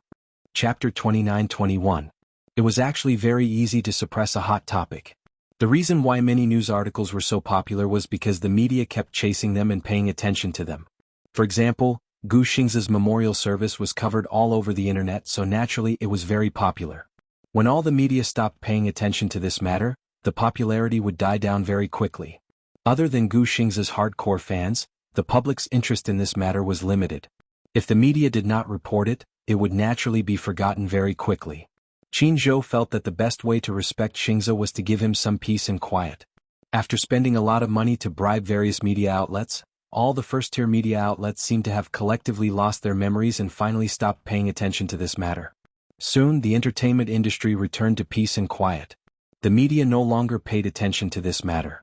Although there were still many fans who were extremely persistent, it was difficult to stir up a storm. On the internet, the popularity of Gu Xingzi continued to fade. On the television, all the programs and advertisements related to him were immediately taken down. During this period, Extreme Youth was also ordered to stop promoting. Qin Zhou hoped that the public would forget about Gu Xingzi's death as soon as possible, so as to minimize the harm to others. Especially Yun Shirshir. Almost everyone thought that Gu Xingzi's death was related to her. Even Yun Shirshir herself thought that she was the culprit behind Gu Xingzi's death. But Qin Zhou did not think so. Just like in the video, Gu Xingzi said to Yun Shirshir, "I am willing to love you with my life." Although this love was indeed a little heavy. Perhaps at that time he did not think so much at all. It was just his first subconscious reaction to protect her.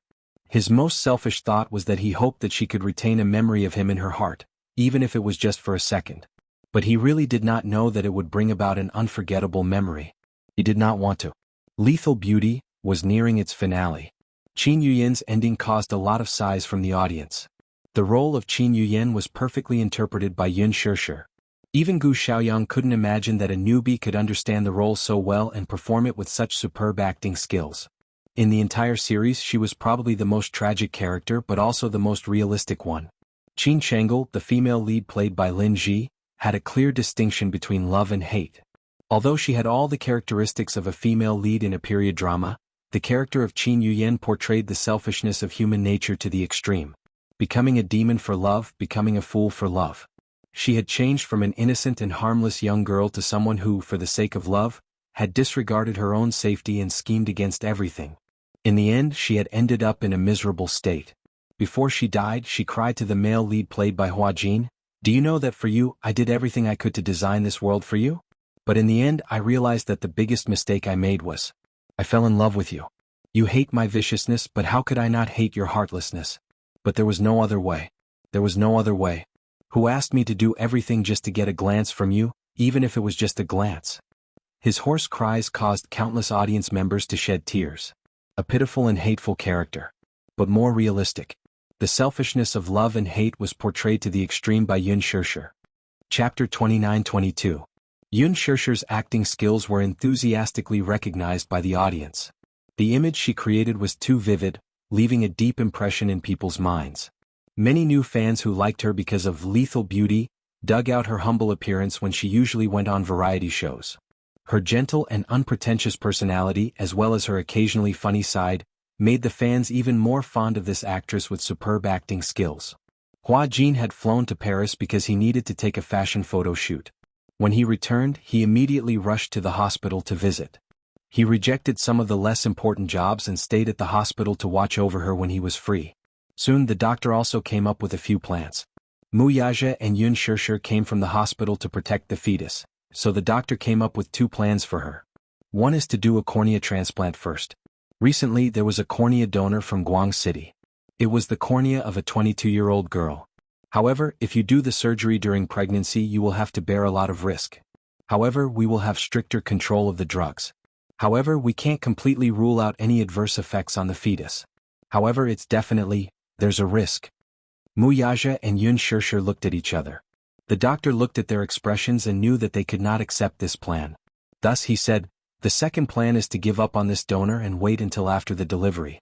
After the birth, when the vitality is restored, we can look for a suitable donor. However, this cycle is very long. With the continuous deterioration of her eyesight, it might cause a lot of trouble in her life. After all, if a person who had always been healthy lost their eyesight overnight, their life would be bound and it would be difficult for them to return to the normal track. And a cornea donor was something that could only be found by chance. It was luck and opportunity to meet one. If they missed it, they might have to wait for a few more years. In these few years, there would be too many variables." Mu Yaja frowned and said worriedly, "We were going to hold a wedding.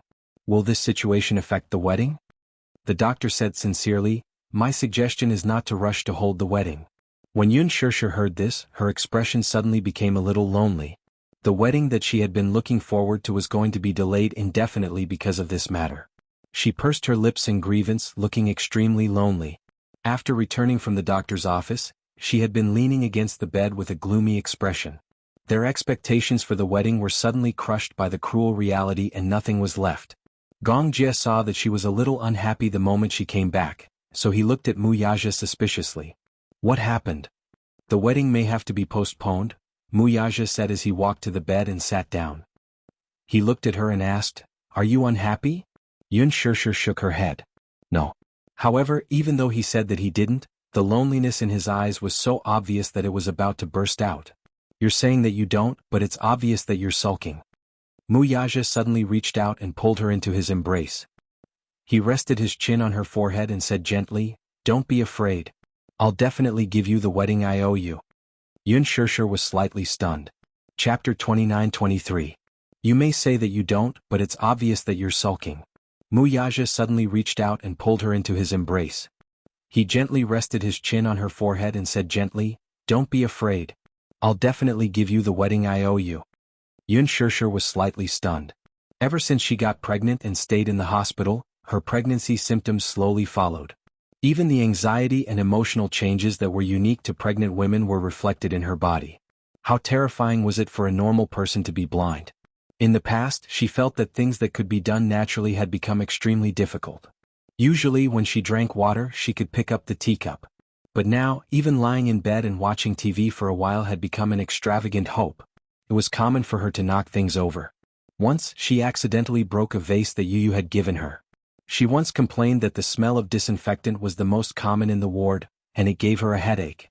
Hence, Yu specially ran to the florist, chose a vase, put a few fresh flowers in it and placed it on the windowsill. Realizing that the vase had been knocked over, Yun Shishir hurriedly reached for the corner and her hand was covered in blood. She had knocked over the vase that Yu had given her. She was afraid that Yu would feel sorry for her. When Gong Jie walked in, he saw Yun Shishir sitting by the bed. Her hospital gown was stained with blood and she looked a little disheveled. He rushed over and grabbed her hand. Why is there so much blood? Xiao Jia. I just wanted to go to the washroom, she said in frustration. I was groping along the wall and accidentally broke the vase. What should I do? I don't even seem to be able to do the most basic things. Gong Jie laughed and said, Didn't I send a nurse for you? She went to eat. Didn't you ring the bell? I wanted to try and see if I could do it myself. After all, I'm not used to having someone accompany me to the washroom. She could not even take care of herself. Lying in bed every day, she had no choice but to ask for help even if she needed to solve her physiological needs. He couldn't see. His vision was close to blindness. Everything in front of him was foggy. She was uneasy about the future. When she thought about how she wouldn't even be able to see her own flesh and blood on the day she gave birth, she felt regret and heartache. As a result, he became extremely anxious and even lost his temper for no reason.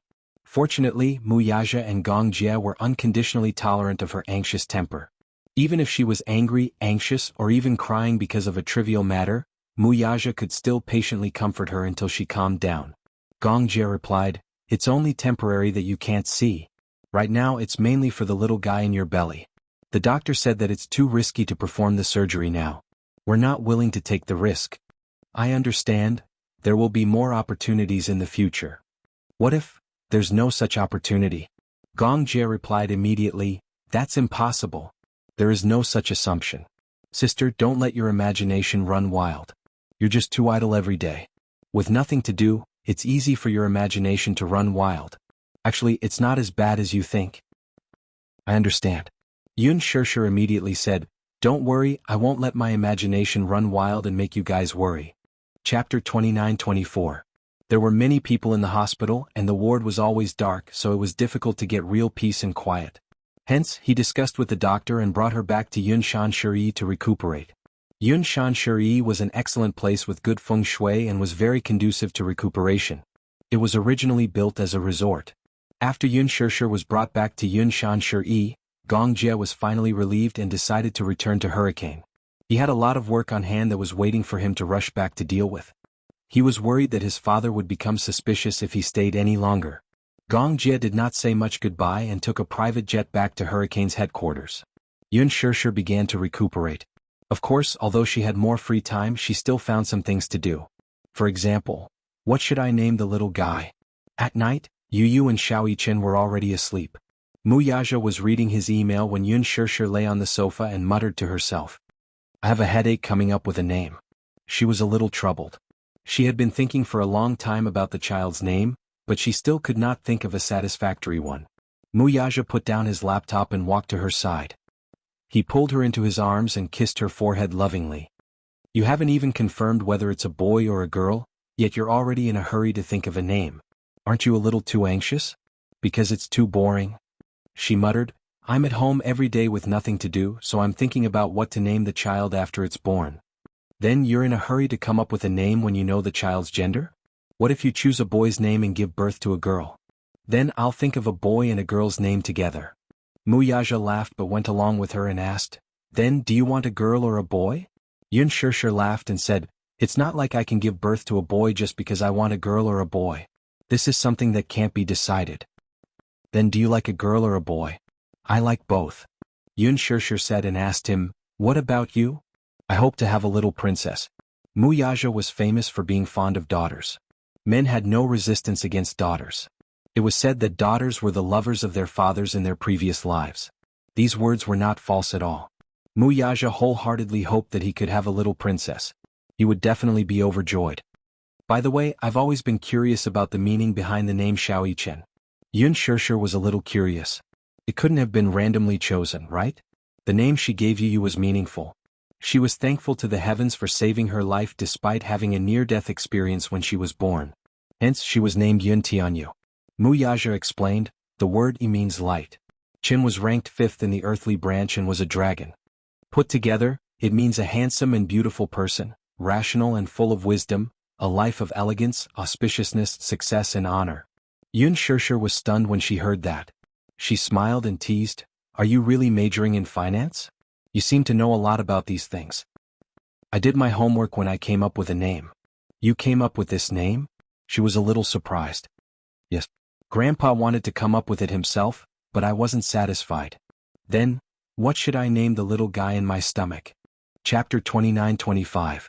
I've thought of many names but I don't know what to choose. The art of naming a person was very profound. In this aspect, Yun Shirshir was very picky. A name was not just a simple symbol. She believed in this art. First of all, the name had to be pleasing to the ear and pleasant to the ear.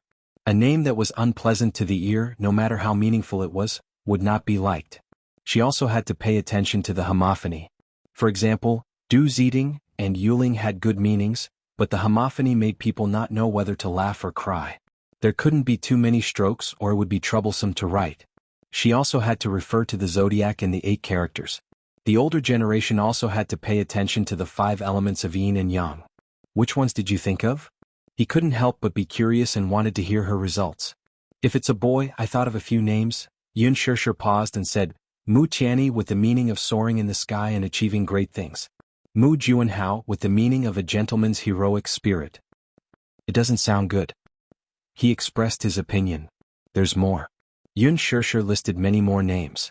In fact, the names she came up with were not only meaningful, but also pleasant to the ear. However, Muyaja didn't like it. Have you thought of a girl's name? Yun Shirshir said matter-of-factly, Of course. Such as Mu Jinghan Mui Mu Yueyao, Yueyao? Muyaja suddenly interrupted her. Yun Shirshir raised her eyebrows in surprise and pouted. What's wrong with this name? He smiled. It's very pleasant to the ear. Hey, aren't you a little too biased? Yun Shirshir said with some disdain, You obviously like girls more, so why do girls' names sound pleasant to the ear? Such an evaluation is not fair at all. Who said so? He said seriously, Yueyao is a very pleasant name. Let's call it that. Yun Shirshir said unwillingly, What if it's not a girl? Whether it's a girl or not, it's my decision, not yours. You don't have to worry. Muyaja scratched her nose and said confidently, I think that when the little guy comes out, it will definitely be a girl. What? You make it sound like you and your daughter have telepathy. Yun Shirshir was a little jealous. If it's really a girl, I won't have a place in this family in the future. You only have eyes for your daughter. In the future, when father and daughter are united, won't my life be hard? Don't you have Yu and Xiaoyichen? She had nothing to say. Aren't the 3 of you united? My daughter and I are of one mind, so what? So you're not allowed to do that? His reasoning was one after another. Good. You're right. You're an old sow wearing a bra, one set after another. Yun Shirshir seemed to have learned this from somewhere. He didn't know whether to laugh or cry. He suddenly hugged her tightly and said solemnly, Don't worry. You'll always be the most important person in my heart. No one else can compare to you. That's what you're saying now. When our daughter is born, it'll be hard to say. She felt sweet inside, but her words were unforgiving. In the future, when we have a daughter, who knows where my status will be? Muyaja said, really? Thousands and tens of thousands of daughters can't compare to you. Thousands and tens of thousands? You'll have to be able to raise thousands and tens of thousands. Why can't I afford to raise them? Are you doubting me? Muyaja suddenly grabbed her hands and leaned closer to her. There's no one that I can't raise. It'll just depend on whether you can afford to give birth to them. Let's not talk about other things. Just based on this weight, I can't give birth. Even an old sow can't give birth to so many.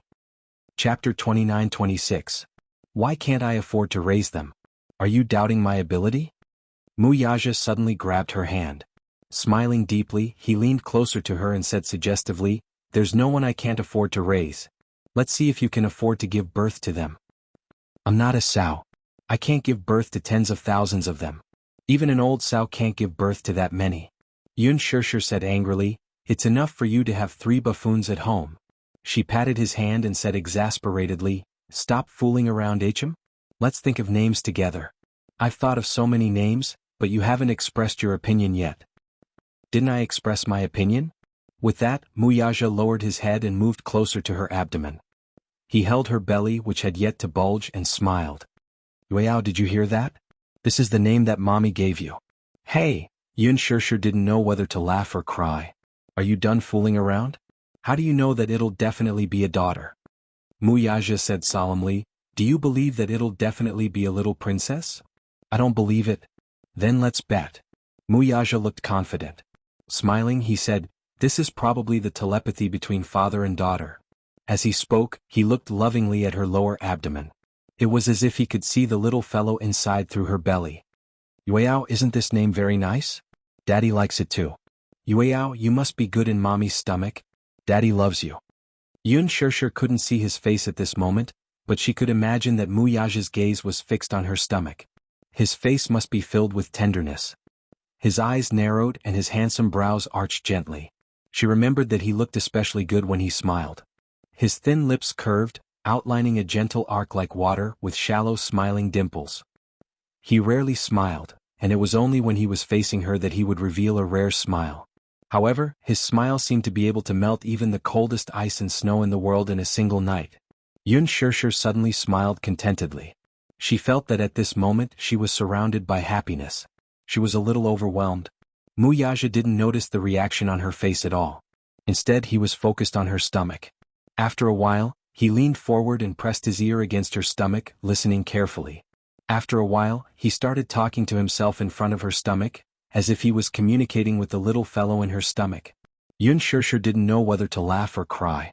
She held back her laughter and didn't want to disturb him. Muyaja suddenly raised his head and asked quizzically, can she hear what I said? Are you stupid? Yun Shirshir couldn't help but say, it's useless to listen to it now. At this time, there's no fetal movement. Is that so? He furrowed his brows, looking disappointed. I thought she could hear me in her stomach. She can't hear you. The child can't even understand what people are saying, let alone a fetus that hasn't developed yet.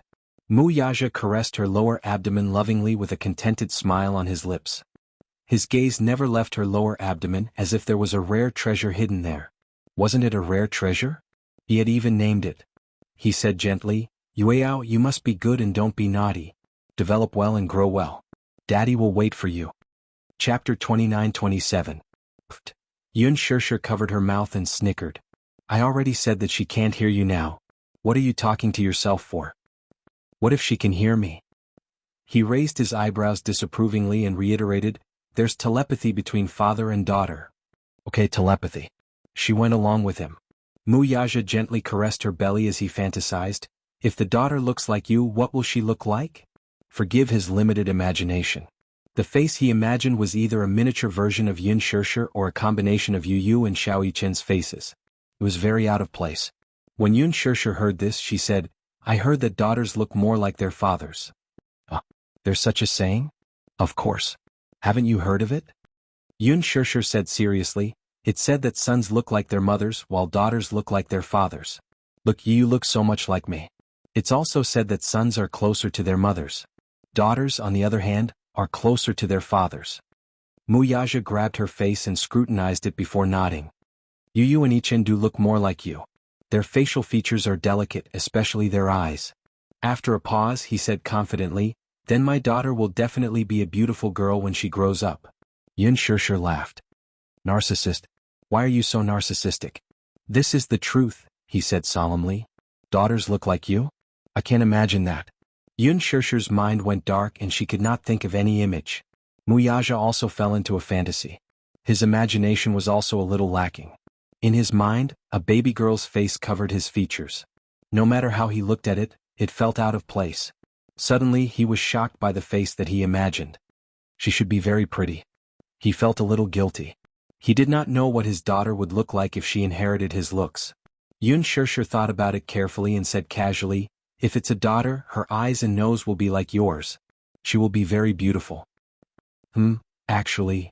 Yun Shirshir pondered for a moment and suddenly smiled with motherly gentleness. I also hope that the little guy in my stomach is a girl. You want a daughter too? Of course. Yun Shirshir said matter-of-factly, they say that daughters are sweet. Yu and little Ichen will definitely feel aggrieved if they hear this. Muyaja's heart ached for the two little guys for a few seconds. If she's really my daughter, I'll definitely prepare a super big walk-in closet for her. Since she was young, I bought many beautiful princess dresses for her. Pink, white, black, and dressed her up like a little princess. However, Muyaja did not agree. What do you mean by dressing up? I, Muyaja's daughter, will be born a princess. Yun Shirshir's lips twitched. Yes, she will be born a princess. Your Majesty. It's the 10th week now. Muyaja ignored her and pulled her into his arms. He kissed her forehead gently and said expectantly, in 2 weeks it will be 3 months. In 8 months she will come into this world. I must prepare well to welcome her. Oh. Yun Shirshir asked curiously. He said seriously, it's time to prepare the nursery. Chapter 29-28. A nursery? Yun Shirshir slapped her forehead hard. Oh no. I forgot. I haven't had time to prepare a nursery. This little guy came too suddenly, so I wasn't mentally prepared at all. She felt a little regretful. She couldn't see anything clearly now, so it was hard for her to give any suggestions. She also couldn't personally design a princess room. However, Muyaja said, it's okay, I'll prepare it. Naturally, Muyaja was more than happy to do this. Even though preparing a nursery was an extremely tedious process, it was an extremely happy thing for him. Of course, this wasn't just for show. The next day he held her hand and brought Yu and Xiao Yichen to the counter. Yun Shirshir was wearing sunglasses, so it was a little difficult for her to walk. Yu and Xiao Yichen suggested that they hire a nanny to support her. However, Muyaja was worried about the servants. If they were careless and accidentally bumped into something, he would be the one who would be heartbroken. After they got out of the nanny van, Muyaja supported her. Yun Shirshir held his hand and carefully took a step forward. However, she seemed a little timid. She couldn't see anything, so every step she took was extremely careful. Just hold my hand. Muyaja held her hand tightly and said, follow me, don't be afraid. Yun Shirshir also held his hand tightly. In a situation where she couldn't see anything clearly and the whole world was dark, even if someone was holding her hand, she would still be subconsciously worried about what the road would be in front of her with every step she took. It was as if she was walking on the edge of a cliff and she was on tenterhooks. It was difficult for ordinary people to understand this kind of uneasiness. However, ordinary people would still be worried even if they were held by someone with their eyes closed. Moreover, the person holding her wouldn't be able to notice even the smallest detail at all times. However, he said, follow me, don't be afraid. He wouldn't let her fall, bump, or touch anything. Yun Shirshir trusted him wholeheartedly, so she held his hand and followed his footsteps. Muyaja held her hand and led her to the baby and baby counter. Baby Q was the world's leading baby and baby counter. Yun Shanshir was their wedding home, but the nursery was only slightly renovated. It was empty and even the wallpaper wasn't properly pasted. They started with the wallpaper selection. Yu and Xiao Yichen also started browsing. The shop assistant brought over a thick stack of books. Muyaja flipped them page by page. They were all European designs and there wasn't anything that caught his eye. Girls should be pink, right? Yun Shirshir said, when I was young I especially liked pink. If she's a daughter, she should take after me in this aspect. In every girl's heart, there was a princess dream. She imagined herself to be a princess in a fairy tale, waking up in a fairy tale-style room every day. Opening her eyes, she would see a pink world and a big bed covered with pink bed curtains. She would enjoy the dreamlike world to her heart's content. Muyaja snapped his fingers and said, "Yes, pink. Girls all like pink." He didn't realize it at first. The shop assistant understood what he was hinting at and immediately brought over a stack of books. They were all pink wallpaper designs. Muyaja started flipping through them seriously. He was picky and just the wallpaper alone took him a lot of effort. Chapter 29-29. After choosing the wallpaper, the family started to choose the crib, toy box, wardrobe, and decorations. "Can I trust your taste?" Yun Shirshir was a little doubtful. She didn't know what the princess room would look like. Could it would be ugly? A man's taste was always hard to explain. She was going to cry if it turned out to be a mix-and-match trend. However, Muyaja was very confident in his taste. Yu approved of the effect of his decorations. Of course, Xiao Yichen's opinion was put aside. He didn't seem to know much about aesthetics. When asked, he said innocently, "As long as little sister likes it." Yu couldn't help but complain, "Little sister isn't born yet. How do you know if she likes it or not?" When Yun Shirshir heard this, she couldn't help but complain, "We haven't even confirmed whether it's a boy or a girl. How do you know it's going to be a little sister?" "Oh, you're right." Yu suddenly clenched her fists and said, "What if she gives birth to a little brother?" When Muyaja and Xiao Yichen heard this, they were stunned for a few seconds. Yu said meekly, "I hope it's a little sister too, but what if it's not? Maybe things won't go according to our wishes." Muyaja and Xiao Yichen's expressions darkened. They seemed to have thought of this possibility as well, and there was a hint of melancholy in their eyes. When the time comes and it's a boy, living in a pink crib seems a little uncomfortable. Yun Shirshir couldn't help but add, "Impossible. Your genes are so strong. If you gave birth to 2 boys in a row, the chances of the third being a boy are very high," Yun Shirshir continued. Muyaja snorted coldly and said, "Impossible. Must be a girl. Anyway, we'll just decorate it according to the princess room." Yu suddenly pulled Xiao Yichen aside and whispered, "Muyichen, Daddy is so biased. If Mommy really gives birth to a little princess, won't we lose our place in Daddy's heart?" "I don't know about you, but as for me..." Xiao Yichen teared up. "I don't seem to have any status." Yu pursed her lips. "Really?" Muyichen felt so wrong that he was about to cry. "Daddy didn't put in so much effort to decorate my room when I was young. I've never had much of a presence in his heart. Daddy favors girls over boys?" Yu came to a conclusion. "Ugh." Xiao Yichen stroked his chin. "However, I still hope that Mommy will give birth to a little princess. I've wanted a little sister for a long time." Yu added, "Me too. A little sister is so cute. She's so soft and adorable. I can even imagine her smiling at me. Her eyes will curve into crescents as if there are countless little stars in them. She's so beautiful." Little Yichen's heart was bursting with anticipation. The image of a cute little girl smiling innocently at him appeared in Yu's mind, and his heart almost melted at the thought. Thus the 2 little guys reached a consensus. It didn't matter if she fell out of favor in front of her daddy. It didn't matter if she lost her status. The most important thing was that they liked a little sister. Regardless of whether they lost daddy's favor or not, having a little sister was more important. Is liking a daughter a hereditary trait? Yu thought about it seriously. "If it were me, I would also like a daughter more." Chapter 29-30. Yu giggled, amused by him. Under the combined efforts of the father and son, the princess room was quickly decorated. The walnut flooring was redone, pink wall coverings, white solid wood crib, dreamy bed curtains, and a beautiful crystal chandelier. Everything was as luxurious as a castle. After the princess room was decorated, Muyaja held Yun Shirshir's hand and showed her around. Even though she couldn't see anything, Muyaja was extremely excited as he explained everything to her step by step. Yun Shirshir touched the wall with her hand and felt that the wall coverings had a very good texture.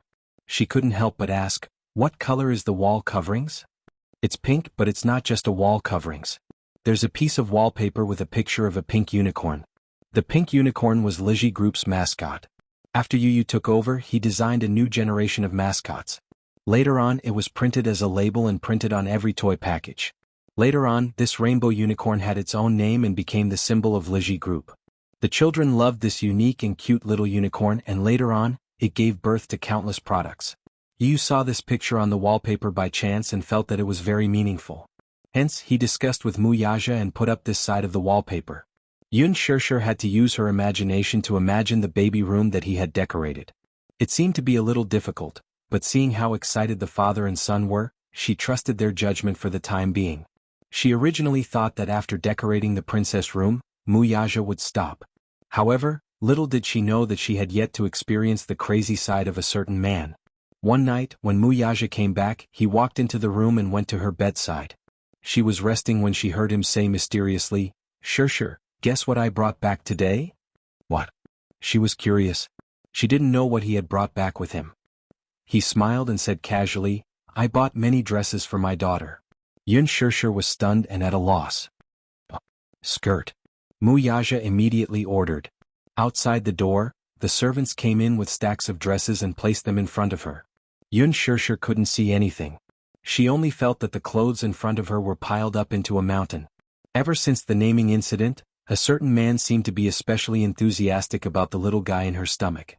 Wasn't it a little too extravagant to buy dozens of dresses all at once? The child hasn't been born yet. Isn't it a little too early to buy clothes now? She said hesitantly. Why is it so early? Muyaja said disapprovingly, the earlier you buy it, the earlier you prepare it. But, children develop very quickly. If you buy so many pieces, the child might not be able to wear them in time. No? Do you think I haven't considered that? He scratched the bridge of her nose lightly and said slowly, the dresses I bought are all different sizes. From the clothes she wears when she's born to the clothes she wears when she's 5 or 6 years old, I picked a few styles. 5 or 6 years